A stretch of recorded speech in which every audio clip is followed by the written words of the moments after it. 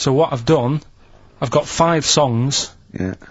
And I've edited them together to make that saying. You've got words from songs where any part of that sentence occurs to recreate it. Yeah. Now, what do they need to do? Do they need to say what the song is? Just the 5 songs?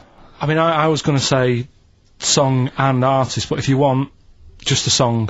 So there's 5 things there, and if someone doesn't get all 5, it's still worth emailing in because we might give it to the one who's got the most, and then... Yeah. Can I suggest we go for artist rather than song? Only because sometimes it's quite tricky to get a song title. Sometimes it's it's very odd, or it's not quite what you think it is. So maybe artist is an easier one. Are you happy with that, Karl? It's your competition. I mean, Steve always does this whenever I come up with an idea. Oh yeah. I'm just trying to make sure it's just the best it can be, Karl. Yeah, no, he came up with a few game shows, and Steve was going, no, it's no good. And Karl said to me, he said, it's the one of The Office ever got on telly. Yeah, but well, we shall see how Cheap as Chimps plays out. But frankly, the fact that you said to me, Steve, I've come up with the best game show ever. It's called Cheap as Chimps. What's the idea? I don't know. I just like the name. It's something to do with chimps. I thought, well, I'm not sure that's the best game show ever. And what was the other one you came up with that you told me about? I think a few people will be disagreeing with him, Karl. I think people will say that Cheap as Chimps could be the best game show ever. You know, when I was at school, people like you, I really didn't like. You're a stirrer, Gervais. He flits, doesn't he, from one side to the next, Karl. The one thing, we may argue, mate, but at least we're consistent. Ricky Gervais flipping from one side to the other. One day he's on Karl's side. When was the last time Steve wrestled you to the ground and got you in a leg clamp? No, you're right. Never. What, is that supposed to be a good thing? Well, did you see us? Yeah, I saw you struggling in Karl's office earlier. He was punching my legs to release me. We were on the floor, and I was squeezing him with my mighty legs, wasn't I, Karl? Right. It was like, I imagine that's what a crab feels like when an octopus has got it. We were playing that, weren't we? So anyway... So, I'll play you this clip now. It's 10 seconds long. We'll play it a couple of times, because you'll need to take it in.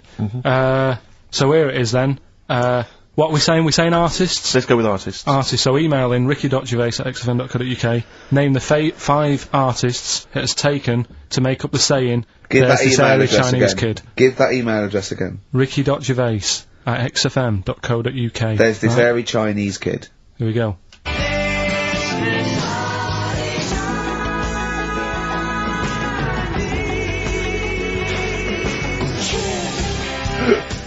Play it again. Play it again. Here we go.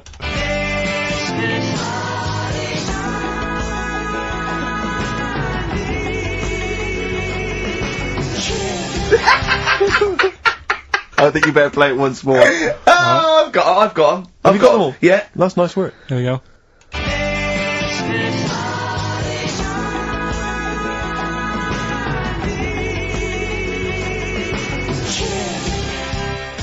I can just remind you now that the prizes include a Red Dwarf DVD, Marion and Jeff, the first series of that on VHS, a Live Forever Britpop CD, and also the very best of Led Zeppelin. Let's play one of those actually while we're here. Brilliant. Rock and roll.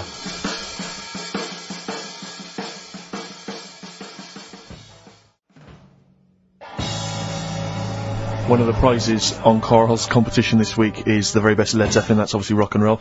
We've also got a Live Forever Britpop CD, Marion and Jeff, and Red Dwarf. And should we play it again? So people have got this another very chance? Chinese kid. Who are the artists? Here we go.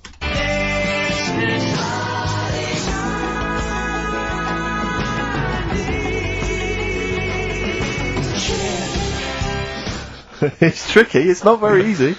Once more. One more.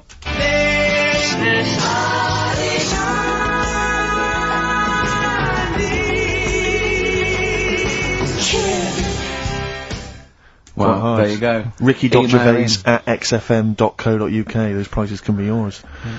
I, at the quiz, also discovered, of course, and, I don't know, I'm just intrigued to know, Karl, I'm just intrigued to know. It was your girlfriend's birthday, wasn't it? Earlier in the week? Or last week? On Monday, yeah. And, I mean, obviously it was a triumph with the stuff you got her for Christmas. The condoms. The box of condoms? Box set of condoms. Oh, yeah. Not just the singles, the whole set. Yeah, a complete collection. Brilliant. So what did you go for this What time? did you get her? Yeah, but... No, but it's her birthday. How long have you been together? About 9 years. Okay, so, ooh, God, it must cost you so much. I know, but it starts getting tricky, doesn't it? Because I spoiled her a lot in the first few years. Yeah. So then you Here's start... a packet of rubber bands, enjoy them. Oh. Well, it's what she wanted. Okay. I mean, you're making out as if... No, everyone wants paper clips. Come on, what did you get her? Got her a new pair of gloves. Right. Alright, well. And? What, nice leather ones from Selfridges or Harrods or something? They were good ones, the sort she likes, so... They weren't... Well, they weren't the little woolen ones that she had. Yeah. I thought that was a joke when she said he got me these, because I laughed. No, but I know that's... The one she did have...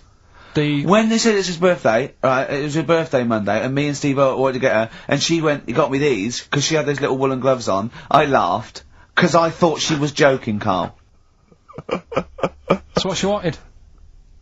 Right. I've told you before about buying presents, it's... Did those gloves have your name sewn in them?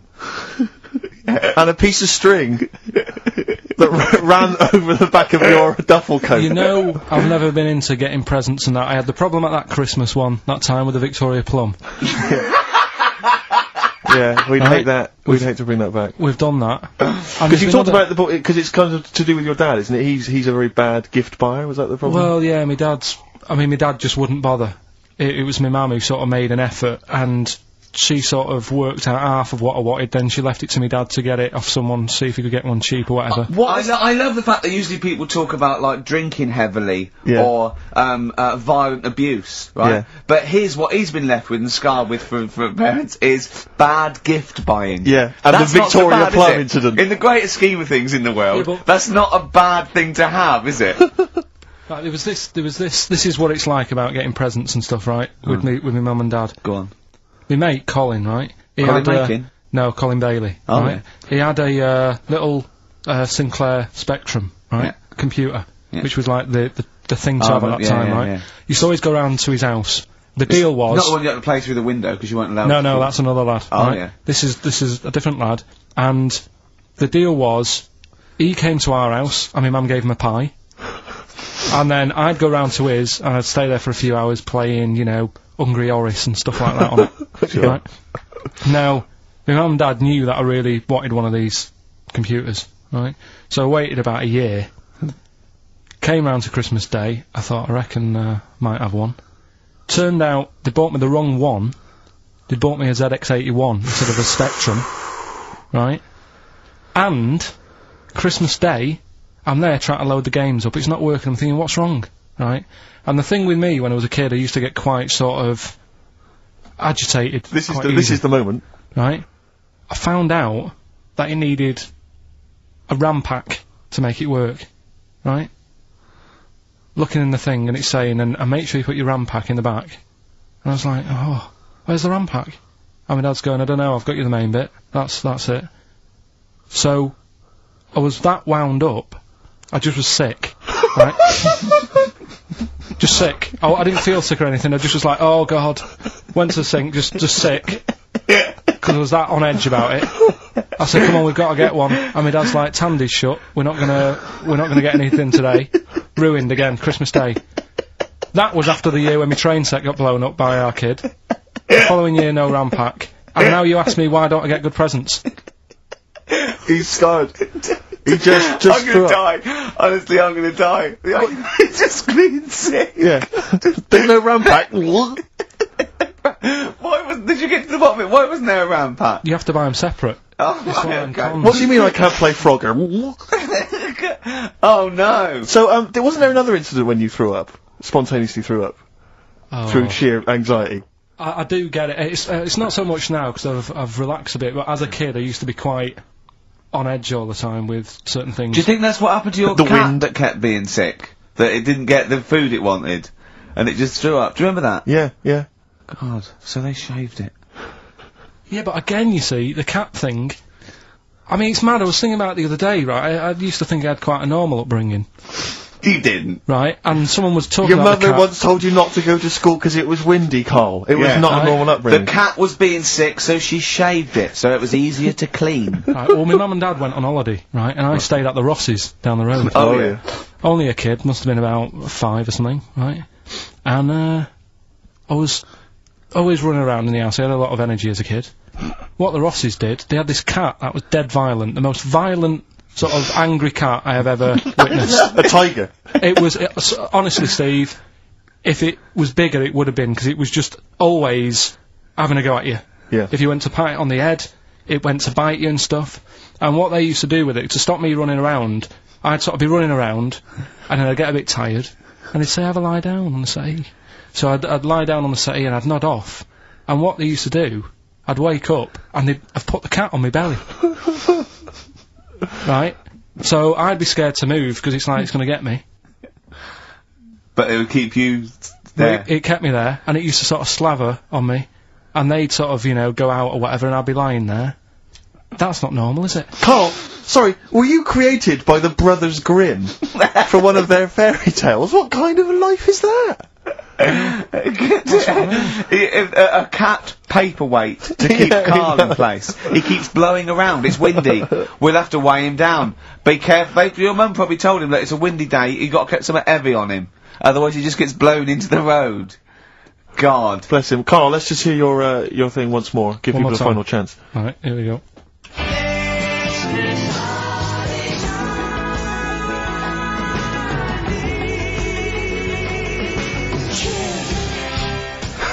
Ricky.Gervais at xfm.co.uk.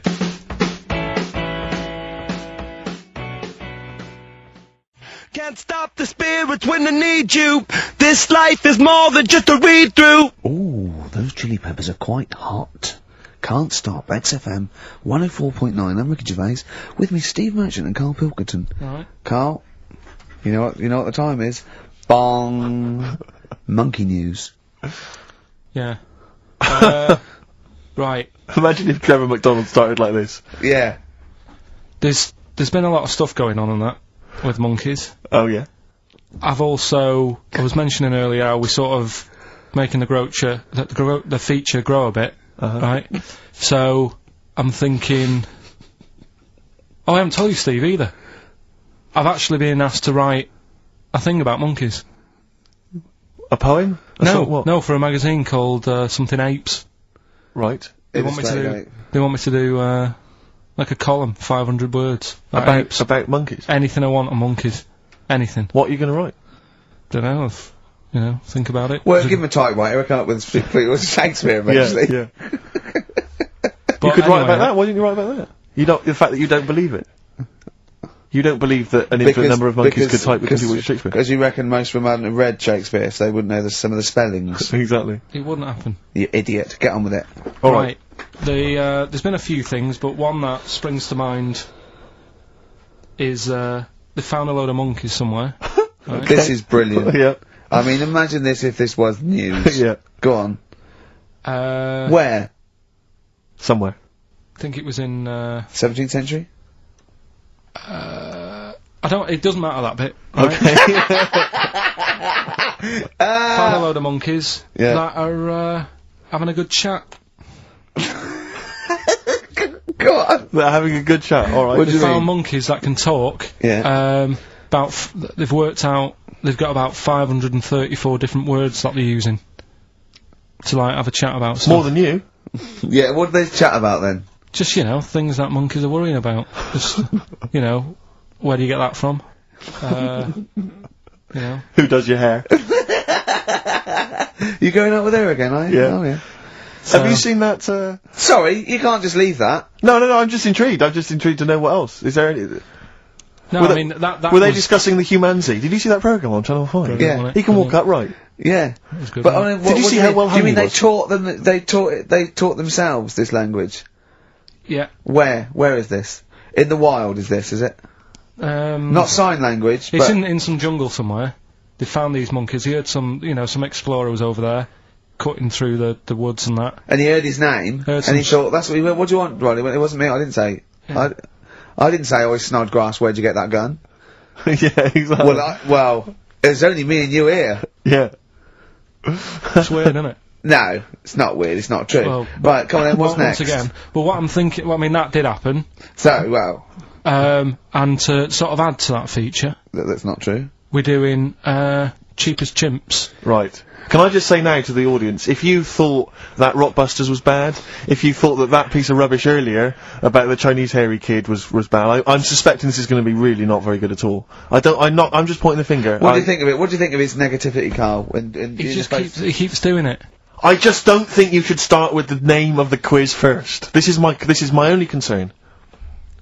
You've come up with Cheapest Chimps, and now you're trying to construct a game around that. And I'm not sure it's a proper... Well, okay, what is the game? Let's hear it. Right, it's about, a chimp, right? Surprising. Spoke to an expert about him. Who was the expert? Someone at London Zoo. Okay. How many bananas do you think the little chimp that they've got at London Zoo eats a day? Right. How many bananas does a little chimp at London Zoo? Can they call in for this? No, I'd leave it. I'm just testing it out on Steve, because we've already got an email thing going on here. So how many bananas do they eat a day? So one chimp per day, how many bananas? Yeah. How many bananas does a chimp eat a day? And does this mean that... Because sometimes I've seen them on the telly, they peel one, they'll just eat a bit of it, then they'll throw it away. We're talking a whole banana? How many bananas does it eat a day? How many bananas do you eat a day? Getting angry. Come on. Well, I'll try and have 2 if I've got time, but I'm pretty busy. Well, I'll go... swinging on your tyre. How many do you reckon? I think, a little monkey, tiny little monkey, per day, over the course of a day, I reckon he probably eats 15 bananas. Right. Ricky, what are you going for? Little chimp at London Zoo. But hold on, but presumably they don't only feed it bananas. So Okay. so the question is... It's how many bananas does it eat? Come on, Yeah, Rick. but how many does it get given? It would eat 15 if it was given 15, but it might be given one slice of banana, 15 oranges, 200 potatoes and some lettuce. How many bananas does it eat? Come on. It's 5. Have a guess. 5? Yeah. Right. It's only 1. Yeah, because it only gets given one. Cheapest Chimps. What? So, it's pretty cheap to have a chimp. Right. I'm on your side now, Steve. I don't understand what happened then. So at the end of it, you always shout "cheapest chimps." Is that what? That's the quiz, is it? Oh, play a record, Carl. Wait, so is that it? Is that seriously Is that it? Was that the first instalment of Cheapest Chimps? Yeah. We'll have to see what the press say about this. And why does it only eat one banana? Because it only gets given one banana. I think that's all it wants. No. So you don't even know. You didn't even bother to ask him. It wouldn't just get given one banana. And so I'm not talking about Cheapest Chimps.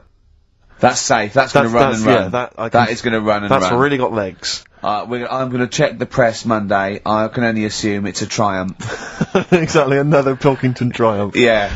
I'm going to give the prize, if you don't mind, Carl, to Karen and Jeff Gillian, because they're the only one that they were the only couple that got the second answer, which was very, very But tricky. they got 4 today. But they only got 4 right. 4 is the top answer, so should we give So the answers play it, now? Carl, and then tell us who each one is. Right.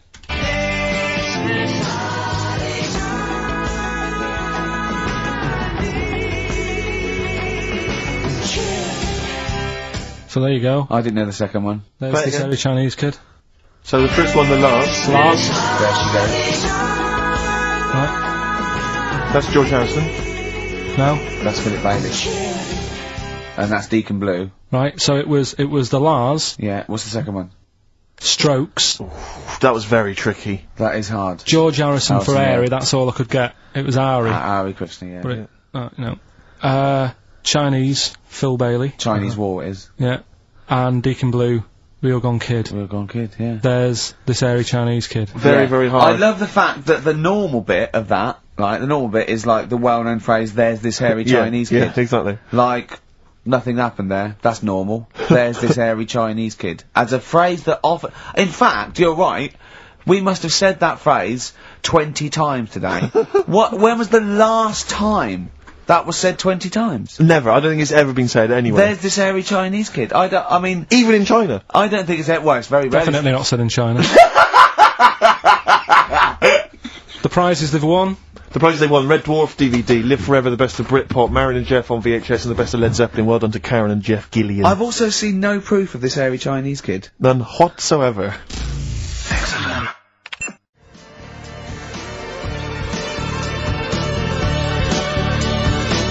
Alpine Stars Burning Up on XFM 104.9. Ricky Gervais, Steve Merchant, Karl Pilkington. Steve, you were out of the room there. Mm-hmm. Karl took a phone call from someone. Okay. He's found a cellmate. Right. Not a soulmate. I think one day they will be cellmates. Yes. Because he's just like, he loves everything Karl loves, and he was telling Karl stuff, and Karl's face was lighting up. Yeah. He's told him of 2 Russian kids in the circus.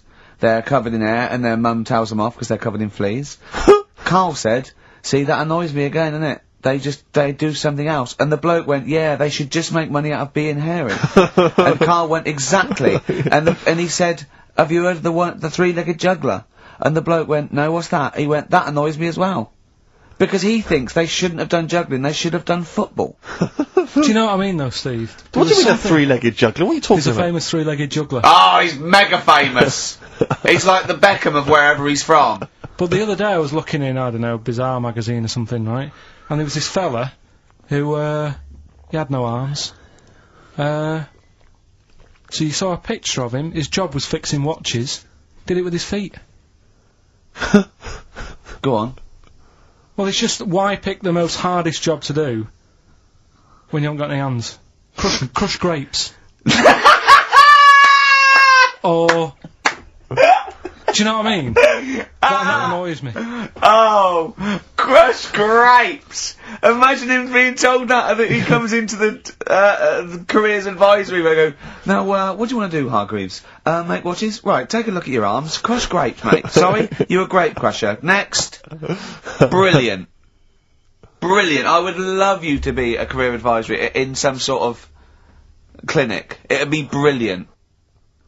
I like the fact that it annoys you. Here's a man, he's got no arms, he has learned to fix watches with his feet. Yeah. An incredible talent, incredible skill, he's utilising that brilliantly. That's annoying to you. You are angered by it. I'm only being honest. Now you be honest, right? Your watch is broke, who would you go to? You're in a rush, you need it fixing in a rush. Now, you need some fresh wine.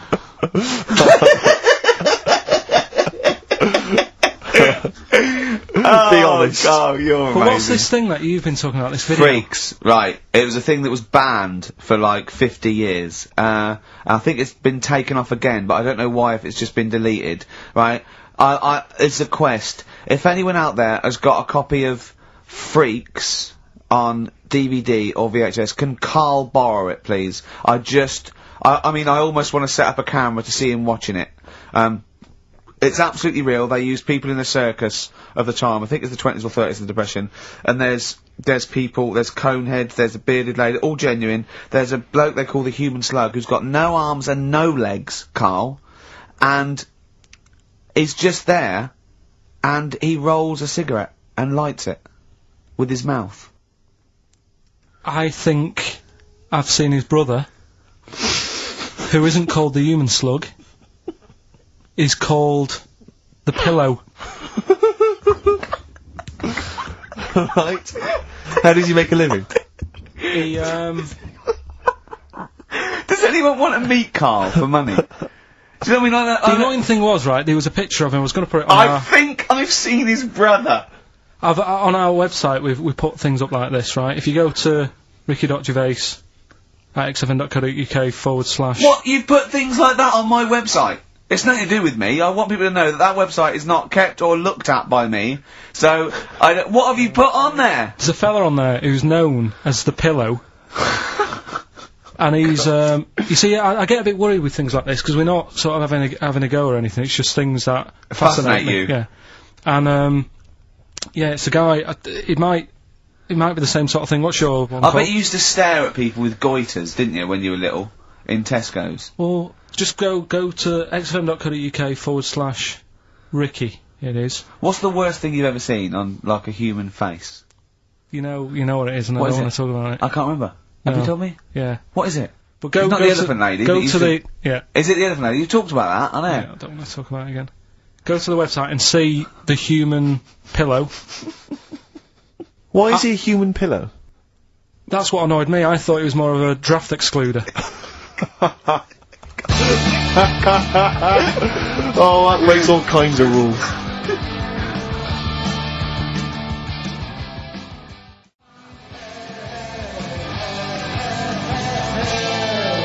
Buzzcocks, Harmony in my head. Now, things are flying here at XFM. People have called in. There is a video of freaks on the way. Karl's gonna see that within the week. That's exciting. That is exciting for me. Do you know what I mean? About our education of Karl. We started off trying to teach him about science and history, and now we just find that he likes pictures of hairy Chinese kids and women. Who doesn't? No, true. You've got a theory about pictures of freaks, haven't you? As you say, you always bring things up that I don't want to talk about, because I'm really worried that people, if you've just tuned in for the first time, it's the first time you hear it, and we're talking about hairy Chinese kids. Yeah. Talking about the human worm. Karl, listen. People don't think that you're taking the piss out of those people. They lump you in with them. Do you know what I mean? They think that you're a freak of nature. So you can say anything you want. Do you know what I mean? Because it's honest, it's from the heart, it's genuine. So, don't worry about that. Yeah, but Suzanne was saying last night that I've got a heart of stone, or whatever it is. Why? Because I wasn't crying at Comic Relief. And all I always used to say to her, get out Elephant Man, let me watch that for 30 minutes, I'll be crying my heart out. Why? Why do you care about that but not... Because it's... That is more real, isn't it, right? Think of John Merrick. Sorry. What, the film starring John Hurt is more real than footage of starving people in Africa? No, but what I'm saying is, think about... See, this is why I didn't want to bring it up, because people are gonna just say... Well, you're allowed to cry at what you like. People can't have you for not crying at someone and crying at someone else. Imagine that, like, if you've seen the film, you know, his head's all, you know, messed up and that. Yeah. He's getting picked on all the time. Yeah. By Michael Elphick, I remember. Yeah. It's just really, really sad. Whereas, you know, we're trying to help out. But you give him a bun and he forgets it. Do you know what I mean, though? He never forgets, Rick.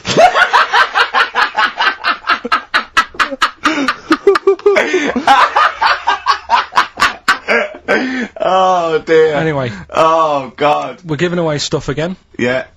Time Tell me your theory about freaks who have their picture taken. No, I'd leave it. No, can I tell you? We'll do it next week then. Can I tell you what this is? Go on quickly, what is it? Right, when he sees a little picture, like in his books he's got, he carries round those things, right? And there's like a fella with a little head with some like, able-bodied people. He goes, he must know the only reason they got to take that picture, right, was so they could show their mates, say, look at me, the little fella with a little head. That's his theory. Yeah. For every picture of a freak, they're being... Steve, let me describe the picture to you. This little fella with a little head. Right. Playing on the piano. I've seen it. All his family stood around, and mates and that. When have you ever seen a picture of someone playing the piano and everybody wants to be in on it? Doesn't happen. Maybe it was one of those kind of Christmas cards they sent out to everyone. It wasn't. You could see one of them was like in a rush to go away. He was probably planned to go out, and he was like, but they were taking a picture. It's, I'll be in it then before I go out. And it was all... He's out of order. Yeah.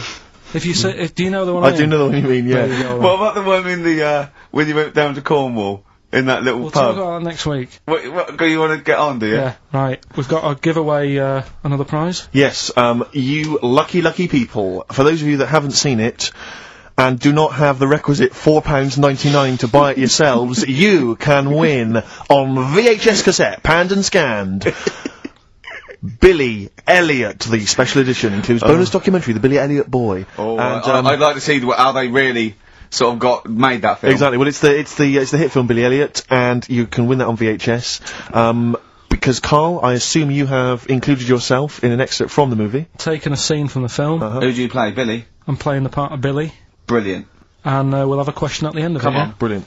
2, 3 part of all way and go. Alright. Just been down the valley. So I don't know where you... What are you looking like that for? What's wrong with Bally? What's wrong with Bally? Yeah, well, what's wrong with it? It keeps you fit and that. What do you think, Auntie Nora? You think about me doing Bally? I used to go to Bally. There you go. She used to go to Bally. Used to say I could have been a professional dancer if I'd had the training. Bet you were pretty good, weren't you? Wasn't the time you had wind for 5 minutes, was it? But you well glided across Oh, you shut up! What's wrong with Bally, anyway? For girls, not for lads, Billy. Lads do football or... Well, Done that, yeah. Boxing or? Did that for a couple of weeks, so... Wrestling? Wrestling? Yeah, wrestling, yeah. Friggin' bally. Well... Don't worry about it, anyway. Just... Is it alright if my mate Wayne stays over tonight? He just wants to sleep over. He's just coming over to... Wayne, sleep? Yeah, he just stays over. I'm not gay or anything, it's just... I don't fancy him, I'm not... Yes, you do. I don't. Yes, you bloody well do. What, just because I want my mate Wayne to sleep over and I've started doing ballet, that turns me into a gay man, does it?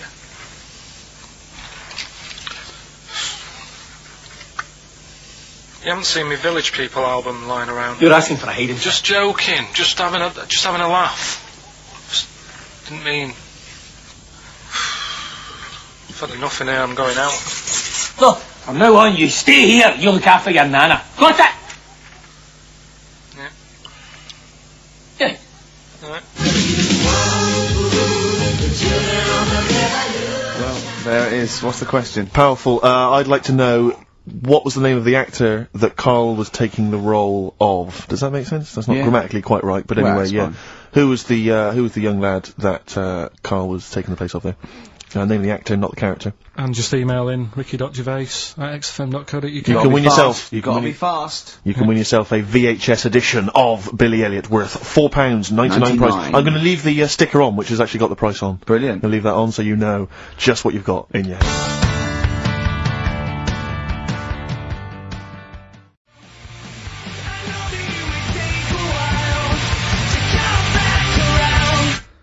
Foo Fighters. No, it's not.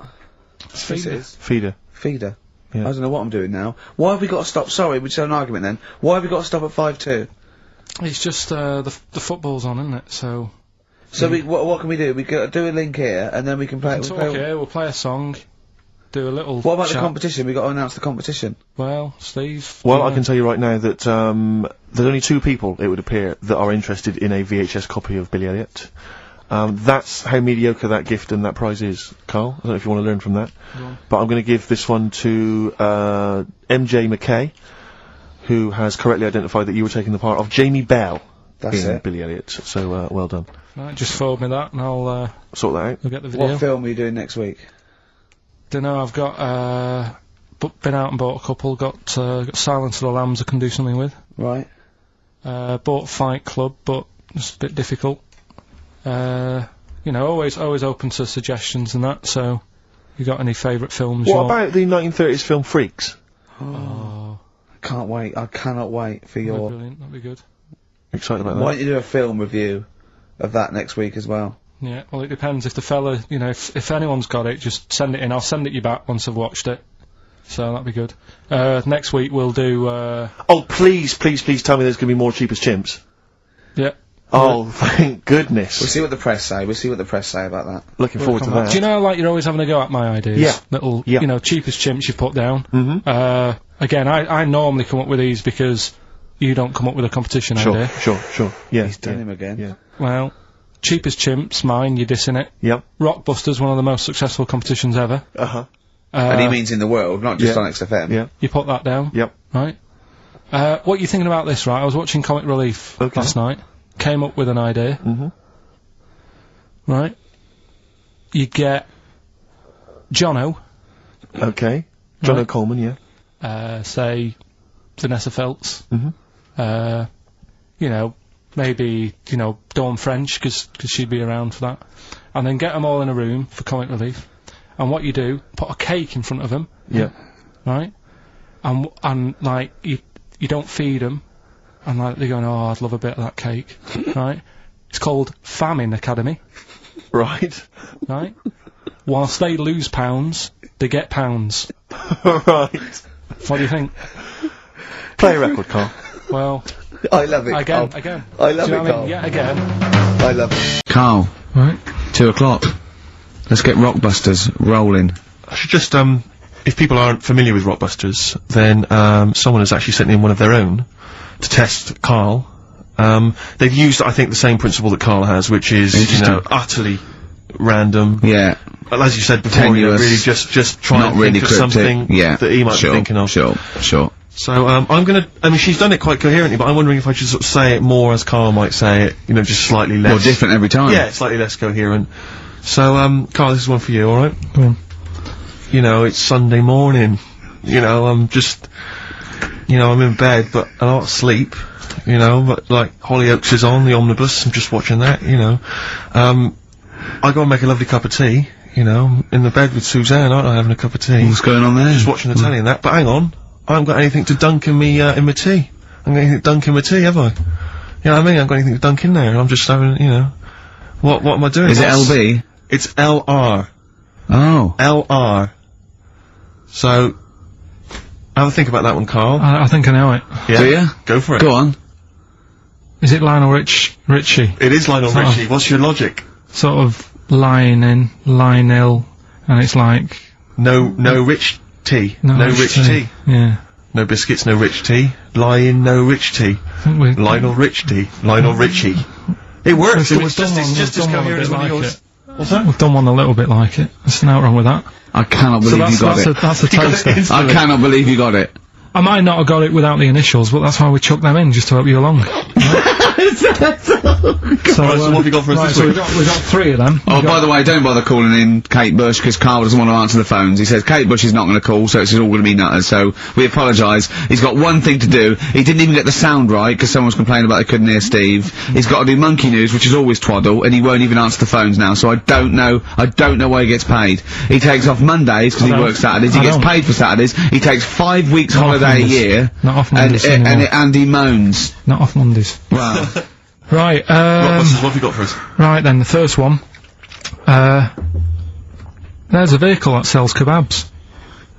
Right? There's a vehicle that sells kebabs. Initial D. Right? D. Great. Right? Have you worked that one out? Of course I haven't. Right, the second one. You're asked if you want that bit of the egg. You what? You're asked if you want that bit of the egg. You Yeah. think about it, but we sort of decide against it. And again? What's going on there? You're asked if you want that bit of the egg. You think about it, but you go, nah, go against it. Right? I've got it. Is So it his initials W-Y-O? Yeah. Got it. Right, so... Okay. That one works.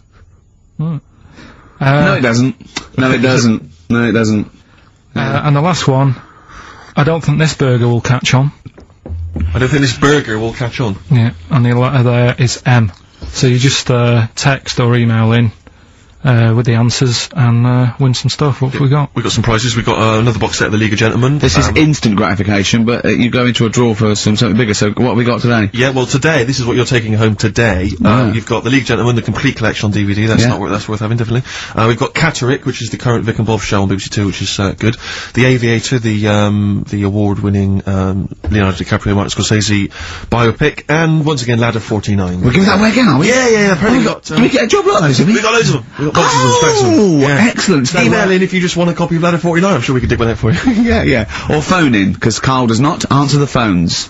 Right. And remember, the winner goes forward into the chance to win the big prizes, the signed Homer drawing, the signed Nigel Tufnell poster, and you go to rickygervais.com and see Matt Groening actually drawing that to verify it. Bet Lloyd Cole won't. Never anyone has it? Has it?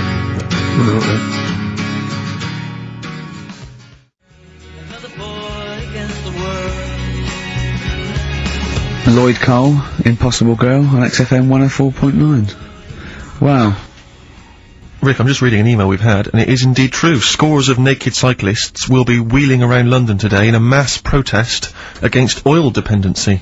The World Naked Bike Ride will see the arresting sight of up to 200 daring riders bearing all in their cycle past some of the capital's most famous landmarks. Have they got to wear an helmet? Are they against wearing an helmet? Well, I think they're trying to make a statement, I would imagine, I don't know. Well, they don't have to wear a helmet. It's not law to wear a helmet on a bike, is it? It's for your own safety. It's sensible, you're right, yeah. Well, it's also sensible to just pop some pants on.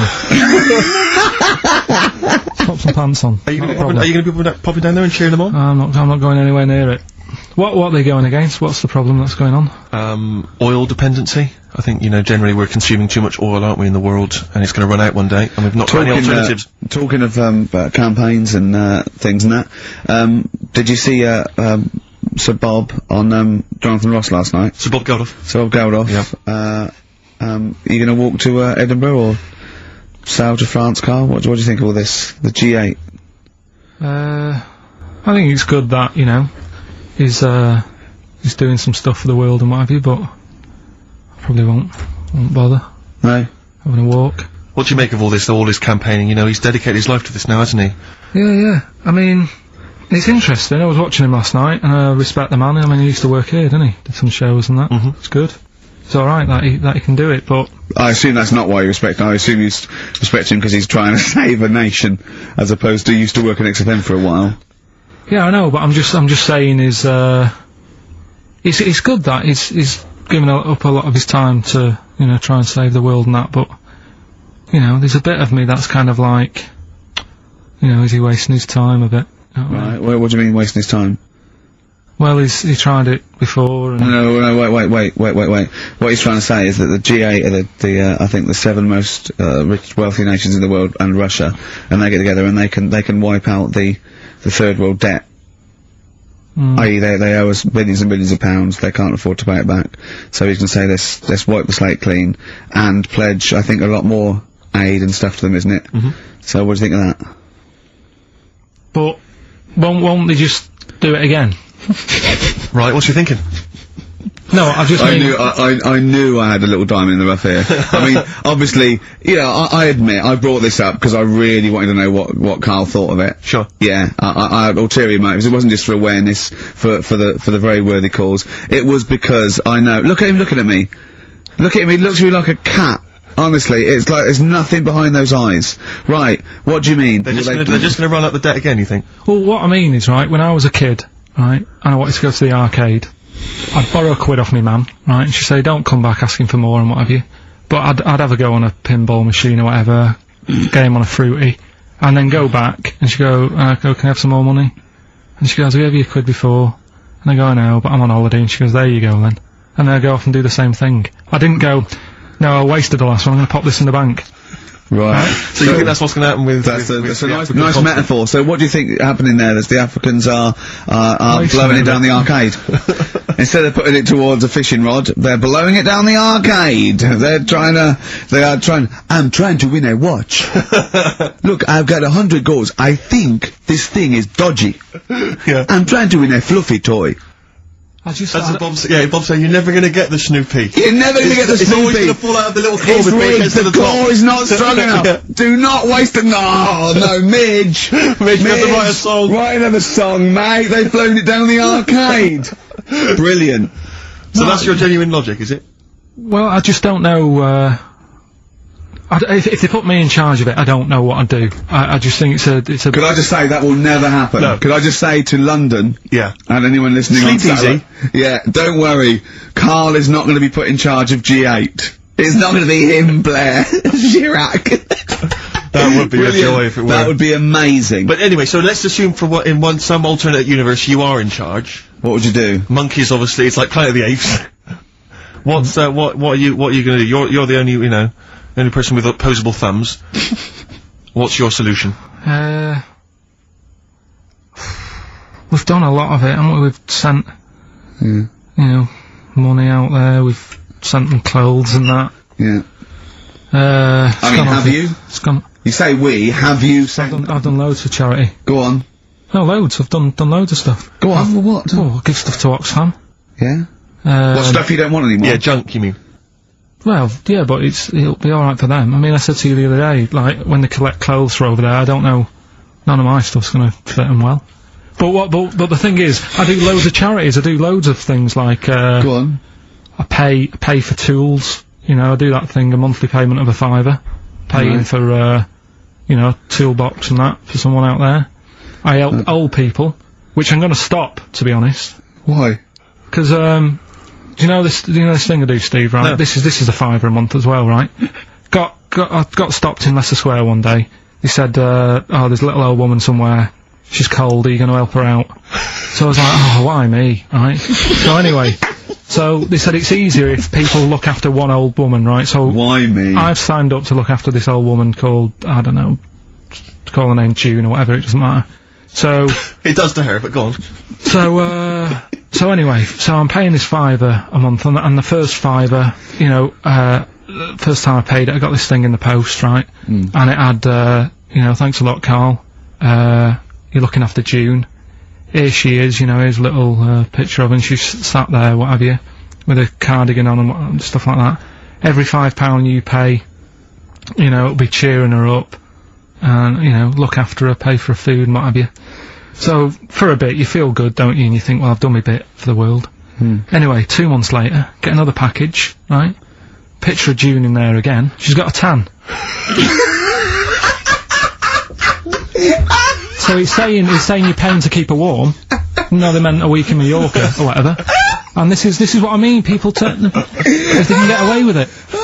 I don't know where to start! That isn't having a go, though. What do you think? So what do you think? You think they're going, don't bother, getting a job or anything, Geldof a bit, and Geldof a bit, it's June, I don't know, it's difficult, isn't it? It's difficult. So you think Sir Bob should just wash his hands of the whole affair? You think it's a complete waste of time, is that what you're saying? That you should just leave them to it? Just leave them to it, let them sink ever more into debt, ever more into hunger. You just think that should just carry on? Do you know what I think he's saying? I think, now, I'm not putting words in your mouth, are you saying they blew the last lot we gave them, they've got to learn a lesson? Is that what you're saying? No, I'm not going to say that. I'm not going to say that. Is that what you're thinking? No. What are you thinking? I'm not thinking anything like that. All I was thinking is about this gig, it might have been better to do it, like, rather than, I don't know, ruining a grass field in Edinburgh and that, do it out in Africa, right? Get people out there, get the tourists up, do you know what I mean? Get a load of people out there.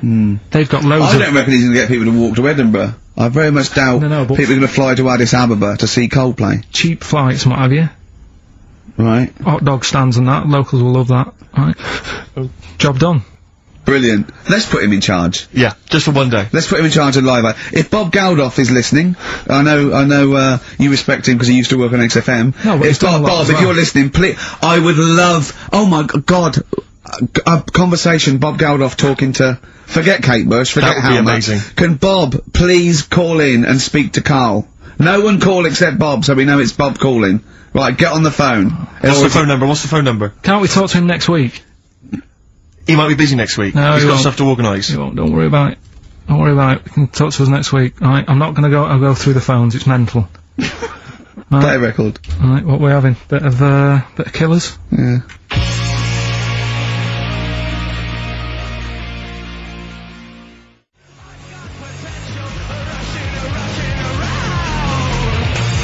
The Killers, somebody told me on XFM 104.9. Tell you what, talking of, starving, I went to what is meant to be the best restaurant in the world on, oh yeah? Wednesday, yeah. Sure. You must be famished. Well, Jonathan, Ross, booked a table there. It came out, I think he's been trying to get there for a while, and, I think there's a waiting list and everything, right? And, well, it's not over here, you're walking straight in. He's walked straight in with that, yeah. Me and Jane went along with him and Jane to the Fat Duck in Bray. So it was voted the best restaurant in the world, okay? Right.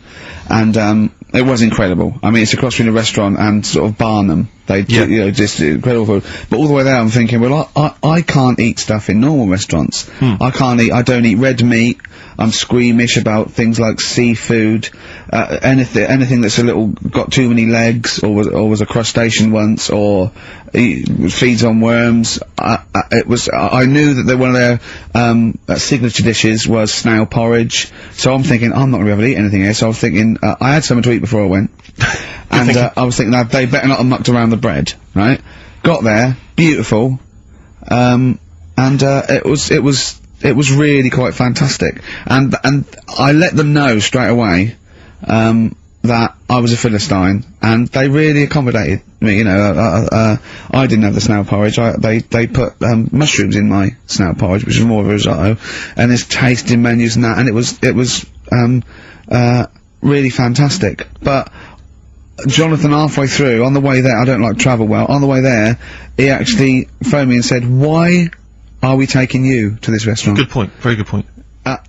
They know, even if I go around there, they cook me sausage and mash. Yeah. Or, do you know what I mean? Well, you have the palate of one of those kids from the Jamie Oliver school dinners program, they've got the lovely Jamie Oliver cooked, you know, kind of, ratatouille, but they're going for the sort of chicken Twizzlers. Well, there's no chicken. I love chicken. I like the chicken I can eat. I'm squeamish about red meats. There's nothing I've you know, it's a mixture of, it's not morals. There's only one thing I don't eat morally, that's veal. But the other thing else is just like, if it's got eyes and legs and things sticking out of it, or there's But it hasn't got eyes and legs things sticking out of it. What are you talking about? I mean, it just infuriates me. I actually got to a point now where I refuse to eat out with Ricky. Because I can't, it just sucks the life out of me. It actually makes me depressed. I can't enjoy the experience. If you go to an awards do, they bring out lovely food, you know, 3 courses, and you're whinging. You're always whinging. Which is hardly cooked, followed by lamb.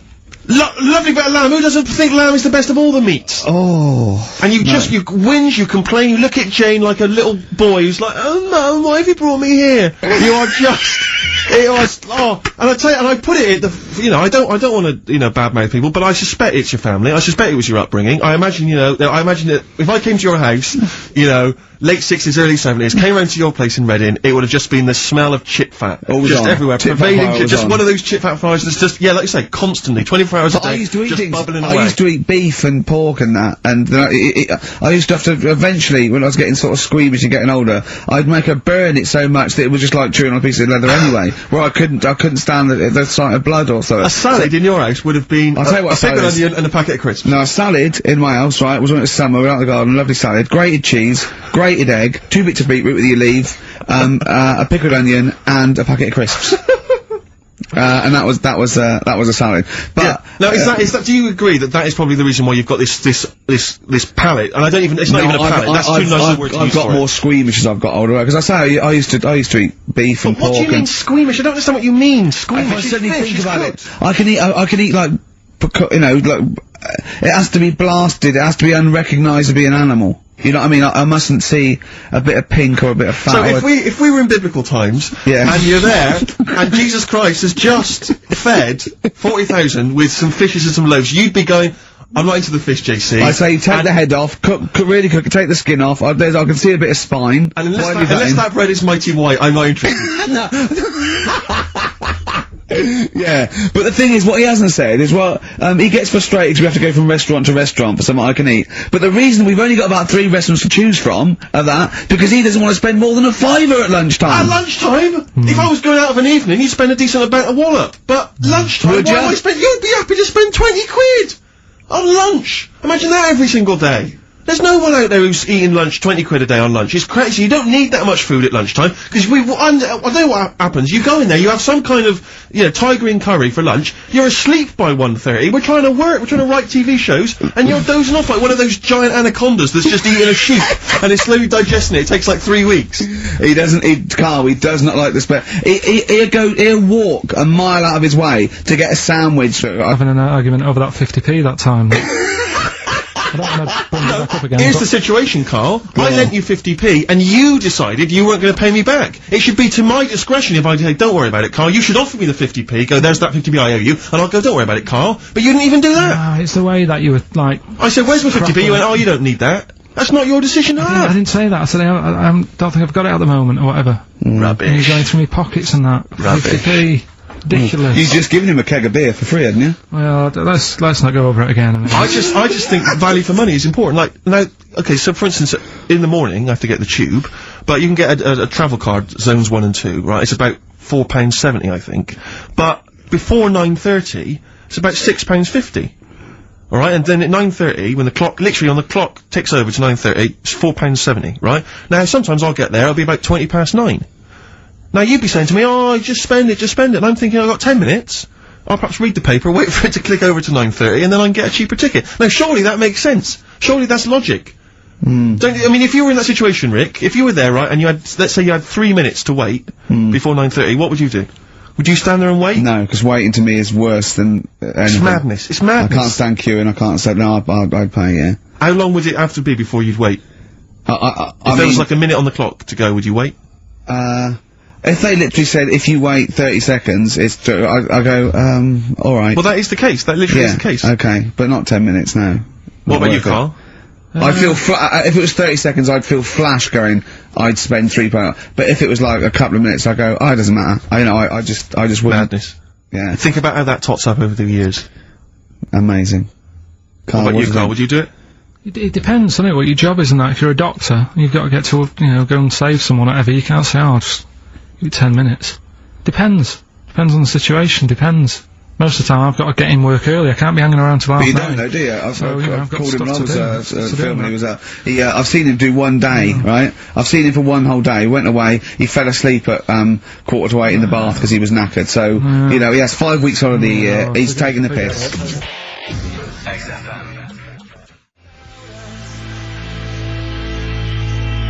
Feeder, pushing the senses. Quite a food-related sort of show, isn't it? It is. Thinking of gluttony, did you see in, I think it was Heat magazine, it was former Pop Idol winner Michelle McManus. Oh yeah. She's lost a lot of weight. Oh yeah, she's lost 5 stone, hasn't she? Pleased to see that the headline was, I used to eat, 12 packets of Doritos a night. At night. 12 packets of Doritos. I just like the idea that you've got to 11 packets, and you're thinking, One more will do it's a it. bit peckish. One more will do it. Yeah. Yeah. Oh, Unbelievable. But someone sent in a couple of odds and ends news stories, they've gleaned off the web. And apparently, Britain's fattest family have shed 23 stone.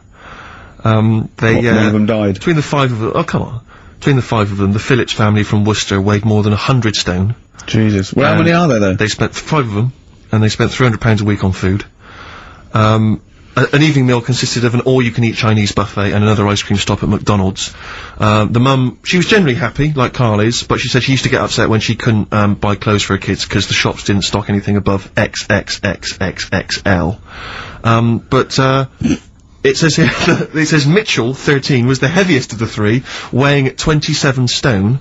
By the age of 4, he was Britain's fattest toddler, weighing 10 stone. Is that competition still going? He broke 5 bikes.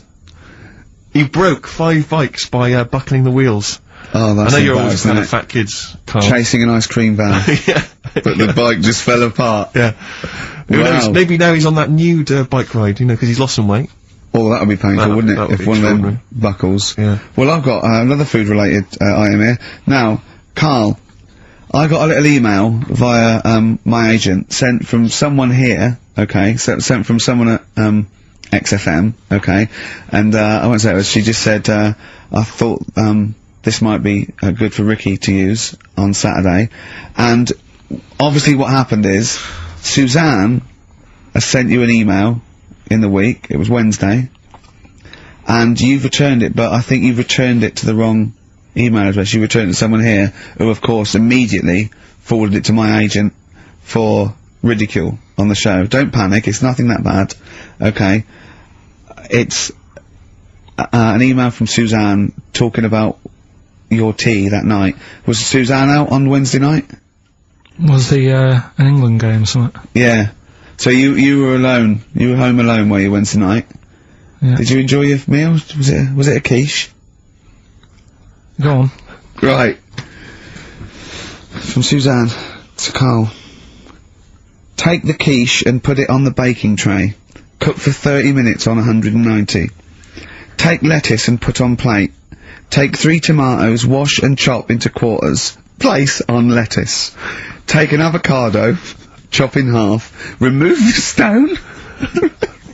Peel skin and slice. Place on salad. Put salt and pepper on, and a dribble of olive and balsamic vinegar dressing. Right? In brackets, small bottle behind the cafetiere. Right, in case he's reaching for bleach. Yeah. That's it. She's gonna throw everything else away. Right? Then sprinkle a smidge of parmesan on top. Remove quiche from oven, cut into quarters, and put on plate. Eat. Oh, wow. Does she have to do that every single time? She's like, No, it's just that I'm not that good at cooking, right? And to be honest, that was a lot of hard work. I didn't bother warming it up. And I did without the avocado. Why? Too much messing about. He didn't even do that with instructions. It was too much. But, yeah, I'm not that good at cooking. And Did that, you genuinely? That's not cooking though, is it, Carl? That's heating up a slicing. quiche. That's cooking it is making the quiche. Yeah, but I'm just. Could you have figured that out if she had left that note for you? Why did she have to tell you what the olive oil and balsamic vinegar was? Because I've put sort of cooking oil on my food once, and I said, oh, it's a bit. It's ever since, right? Years ago. I'm gonna die. Years ago. Oh God, they're leaving Mr. Magoo at home. It was ever since I put sausages in the toaster. That. What do you mean? I nearly set the flat on fire. Because, do you know, like, when you're grilling food in a pan and all that? Yeah. Sort of sausages spit and it goes everywhere, doesn't it? And it makes everywhere greasy. So I thought, well, just want to warm them up. Yeah. Bung them in the toaster. Yeah. What And happened? she sort of caught... They got stuck and they sort of caught on fire, I imagine. She came in just as I was sort of plunging it, and what have you came in from work. She said, what are you doing? I said, no, I'm in sausages. Well, the oven isn't on. I know, they're in here. What, you turn it off? Panicking and that. But I've never been into it. I've never been into cooking and that. At school and stuff, I didn't bother doing it. Oh, every time Suzanne comes home, she must think, please be the house still there. Yeah. Please not let me hear a fire engine as I come round this corner. Oh God, she comes and goes, oh God, thank God. I bet she's always happy to see you when she gets home and you haven't burned the place down or introduced some howler monkeys or something. Unbelievable. What I find extraordinary is there are people who are in sort of care in the community who don't need instructions No. on how to prepare food. Oh, they do, they can do it, yeah, you show them once. Yeah, they and they've learned don't. Whatever you do, don't put sausages in the toaster, Johnny.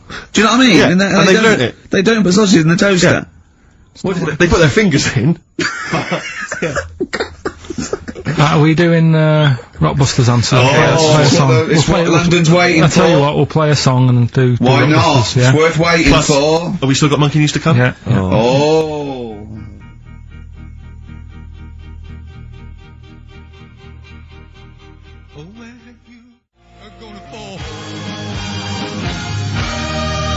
Roxy Music with the old Dylan classic Hard Rains on XFM 104.9.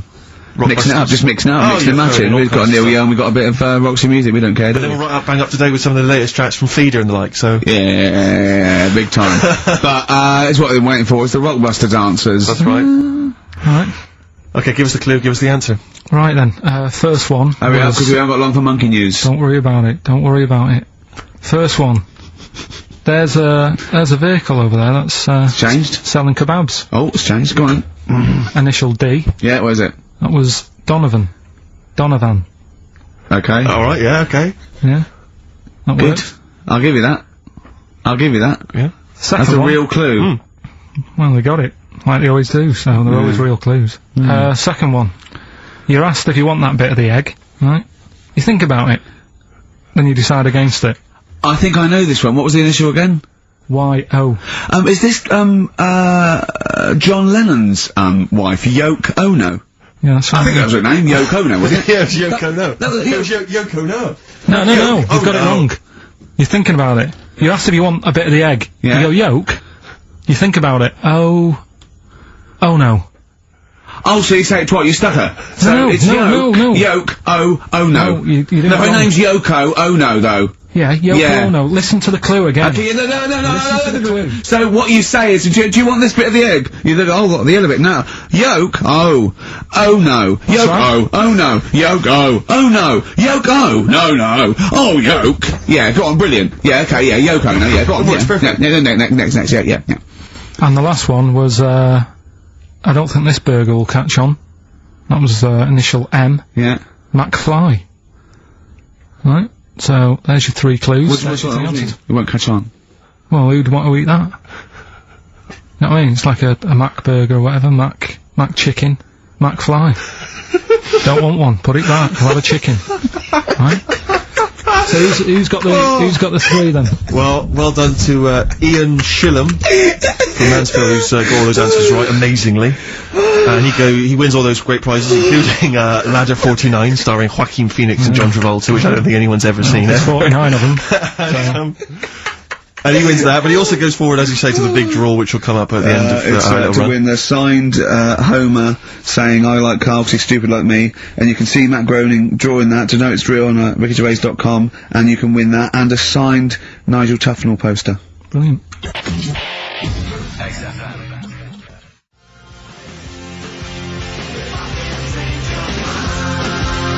It's a Ricky and Steve classic on XFM, Sugar, If I Can't Change Your Mind. Brilliant.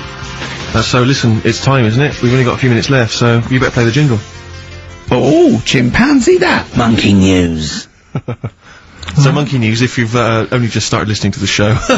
Oh, you poor fool. Monkey News is where Karl reports for us all the latest monkey activity. A headline or a word or someone he overheard in a pub and then totally embellishes it and makes it ridiculous and impossible.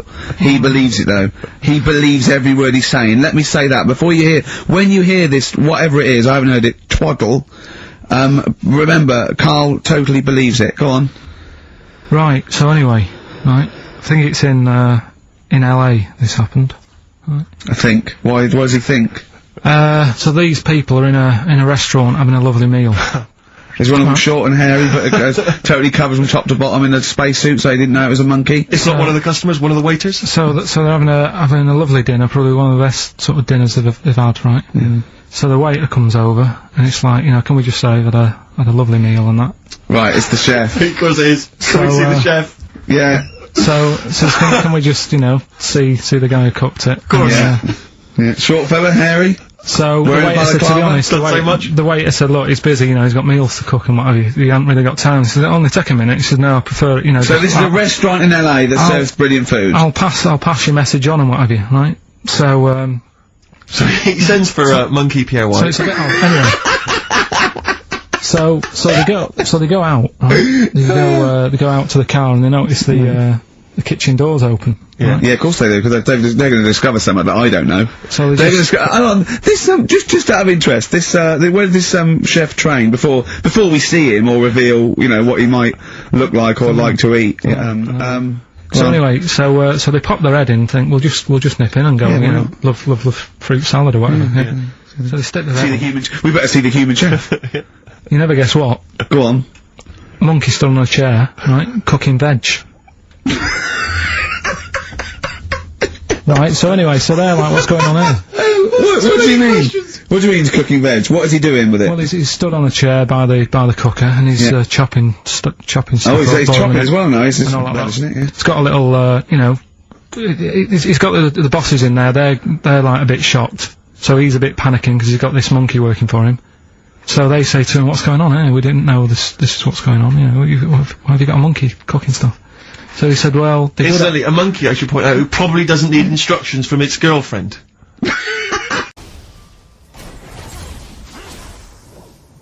104.9. Oh, it's all going well already, isn't it? Microphones fell apart. Carl's shouting because he got headphones on. His music's turned up too loud. Canfield level. God, it got pre-out. Look at him giggling. Look at him. Look at him laughing. That's so funny because I got a letter here from who was it from? Mike Heel, who sent me a little picture of a little Japanese fella from a film who said looks like me, and he does a little bit. But he says, please can you make Karl laugh? I've never heard him utter as much as a snigger, and I'm worried he may have a genetic disorder. Well, I mean, he has got a genetic disorder, obviously, but he was giggling then. I hope people heard you then. Look at his little face. It was a joy. Oh, I love the things that make him happy. But I love the fact just before the microphone came up and just before the record finished, he had his headphones on, the music was too loud and he was just shouting, Bauhaus is not working! Bauhaus is not working! I have to play something else! I went and found Ziggy Stardust by Bauhaus and he said, why isn't it working? Look at him giggling! Look, he's lost it! Is he going away? Are you on drugs, Karl? What have you done? He's tickled. Look at his little... He looks like one of those shaved monkeys. Look at his little... Oh my god, I've never seen a forehead glow. I know, it's extraordinary. Oh. And he's got that red shirt on as well, so the whole of him is just a big glowing... Karl, what are you trying? What are you putting in? I'm going to see if I can get this to work. Go on then. Hang on. Brilliant radio. I hope Dr. Fox is listening, because I think he's eating his words right now, Steve. Right, I think I've done it. Right. Well done. That's excellent. Right, what let's play Bauhaus now, and let's try and compose ourselves. This is Ziggy Stardust by Bauhaus. Well, it worked. That worked, didn't it? So you panic over, Calm now. You're on holiday soon, aren't you? Yeah. You got to go off early. Well, about How many holidays have you had? Because I only ever have time off when I'm working, like doing another job, like, you know, filming or something. But you seem to have a lot of holidays, just like, and you were sick as well. You were just like, because you had wet trousers, which is a little bit. Do you not care about the job? I mean, I've got to ask because, you know what I mean, if I was in charge, I'd worry about your motivation or, because yesterday we were trying to work out what you enjoyed doing, and we got to, Manchester United and moaning. And that is the two we came up with. I don't know where you get the moaning thing You're from. always whinging. About what? Everything. When did I last have a moan? Just before we came on air. Right, and why was that? I don't know, I can't remember. Because we were in good mood, me and Rick. I'll tell you why. Go on. Because you brought a song in at 10 to 1. Yeah. With a load of effing and jeffing in it. Yeah. And saying, can you edit this? Yeah. Yeah. But that's your job. You could have brought it in yesterday. No, I couldn't. Why not? I hadn't thought of it. But why are you whinging? That's your job. And I didn't come in 10 minutes before. It was a good 20 minutes before. It just took you ages because you were whinging and moaning to even get started. I'm not being dragged into this. You are always... I'm on my holiday now. Well, not yet. No, you're not on yet. You're still working. Well, that's what's funny. This isn't even work, right? And yet it should be. Compared to what I do in the week, this is a doddle. Well, it's because you're not putting any effort in, clearly. Where are you going anyway? Where are you heading? Cornwall.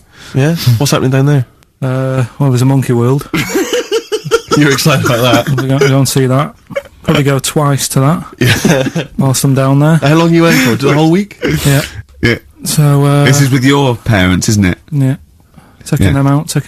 Your father, what do you think your father will be up to? What's he going to be nicking on this holiday? Well, There's a lot of tin in Cornwall. Since they've shut the mines. He's just called Suzanne, said they've got there, so it's a nice little place. There'll be no towels when you get there. So what are you do? What are you to do? Just gonna chill out and sort of like go to the pub and stuff? Yeah, like I say, I mean, all I've got planned is probably probably Tuesday and Thursday at Monkey World. What about Wednesday? What are you thinking of Wednesday? Just wandering around? Just sort of think about, you know... King Arthur and that. Where he was down there, wasn't he? I don't know, but I'll tell Where you going? something. What town? I don't know. I don't know where it is. Suzanne Doesn't sorted matter. it out. Yeah, she's sorted it don't know. out. I had you on the phone to her saying, well, pack 'em. Pack 2 pairs. Poor woman. She's packing your bags for you. Yeah. Right. But, you'd spend more time at home if Steve didn't come in at 10-2 with a rap record with, like, obscenities all over it.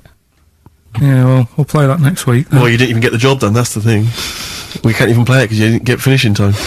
I tell you what, that Method Man, if he doesn't stop effing and jeffing, it's the end of his career. In my opinion.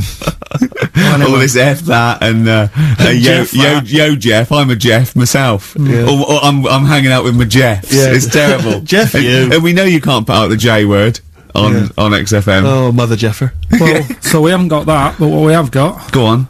Monkey News. We've still got Monkey News, have we? That's sorted out. That's coming up. Yeah. Rockbusters. Yeah. Well, last chance. Definitely your last chance this time. You actually improved a little bit last week. You did a couple of good ones. Yeah. Same again this week. And, Cheeky Freak? The controversial Cheeky Freak of the Week. Where Karl, finds, a human being with, some sort of, congenital or you know, imposed deformity, or, you know. So, and we talk about that in a wry way. Do you think that's big and clever? no, but that's just it. It's never about taking the mickey out of someone, right? It's to make you think. I'll tell you what isn't big and clever. How lucky you are A on dwarf with learning difficulties. Nice. Yeah. Well, We'll explain it to you. That's the forthcoming single from British Sea Power. That's called Carrion. That's nice and retro. That's like end of the 70s Bowie. That's great. On XFM 104.9. That's just some of the records that we've played so far. Do you know what I mean? You've had The Darkness, you've had Bauhaus. It's like, can it get any better, Karl, do you think? like I say, we've got Monkey News coming up. So. Guess what? I lost 400 quid cash this week. Gambling? No, that's tragic. This is why it gutted me. It wasn't even on your gambling addiction. No, I had a photo shoot, I had a suit, right, and I'd claimed back some expenses, and I had it in my pocket, and then when I took the suit home, it must have fallen out in the street or the cab. And I remembered it, and I went every pocket twice. And it was just the fact, I don't think about, oh God, that's terrible, that's a terrible blow. I think, oh God, if I had it back now, it would be free money. Yeah. If I suddenly found it now, I'd have £400 that was just free money. And I had a little nap to get over it, and I was... and you were fine. I was okay. But that was someone just found, what a gift that is. Oh. Just, I mean, untransport. Was it in a money clip? Was it rolled up in a money clip? No, it was just literally £400 in an envelope. Oh, and that's so a that, treat. I know, see, I'd always hand it in. I genuinely would. Unless I found it in the middle of a forest or something. If it was in the street. Do you know what I mean, though? Because a bear dropped it. Yeah. But, I mean, if I found it in a pub or a cab, I'd just hand it to anyone who was rummaging through. Yeah, exactly, yeah. But I'd hand it in. But there's no way, if they found it in the street, there's no way they could do it. You know, it goes to the police station and it sits there for 6 months, but... Yeah, exactly. Well, it's not, it's a waste of time, pocket it. But, because when I was younger, I remember being outside a post office once when I was about 10 or 12, and finding a purse, and thinking, oh, that's nice. And opening it up, there was some money in there, and a pension book, and so it was obviously an old lady. I found an address, I sent it to her, and my mum said, you know, you've been so good there, you'll probably get a little reward. She'll probably send you a little reward. Nothing! I got maybe a thank you note, but no cash, no moolah, nothing. Really? And I was livid, because I'd been told that I was going to get a reward. I thought I've been a good Samaritan, nothing. So, many moons later, when I was at university, I learnt from that, and this is the most bizarre thing. This explains a lot, doesn't it, Karl? This is like the Mary Celeste. I went to a cash point to put I thought, I can't get my card in here. And I realised there was already somebody's card in the machine. They'd put the code in, but then they just disappeared. They'd been kidnapped or something. So it was just there, waiting, sitting, said, what do you want to do? And it gave you a number of options. I thought, interesting. Steal or go to heaven? Yeah, exactly. He went, oh dear. Yeah. Well, I pressed, balance, just to check what their bank balance was. Unbelievable. It was a considerable sum of money. I'm not gonna lie to you. It was not typical student debt. It was like, I think they were a foreign student. There was a lot of cash in there. A lot of money. Did you feel a slight bulge in your trousers when you saw the amount of money? I couldn't believe my luck. I thought to myself, now then, I could just take that card out and hand it in, or I could teach them a small lesson. Right.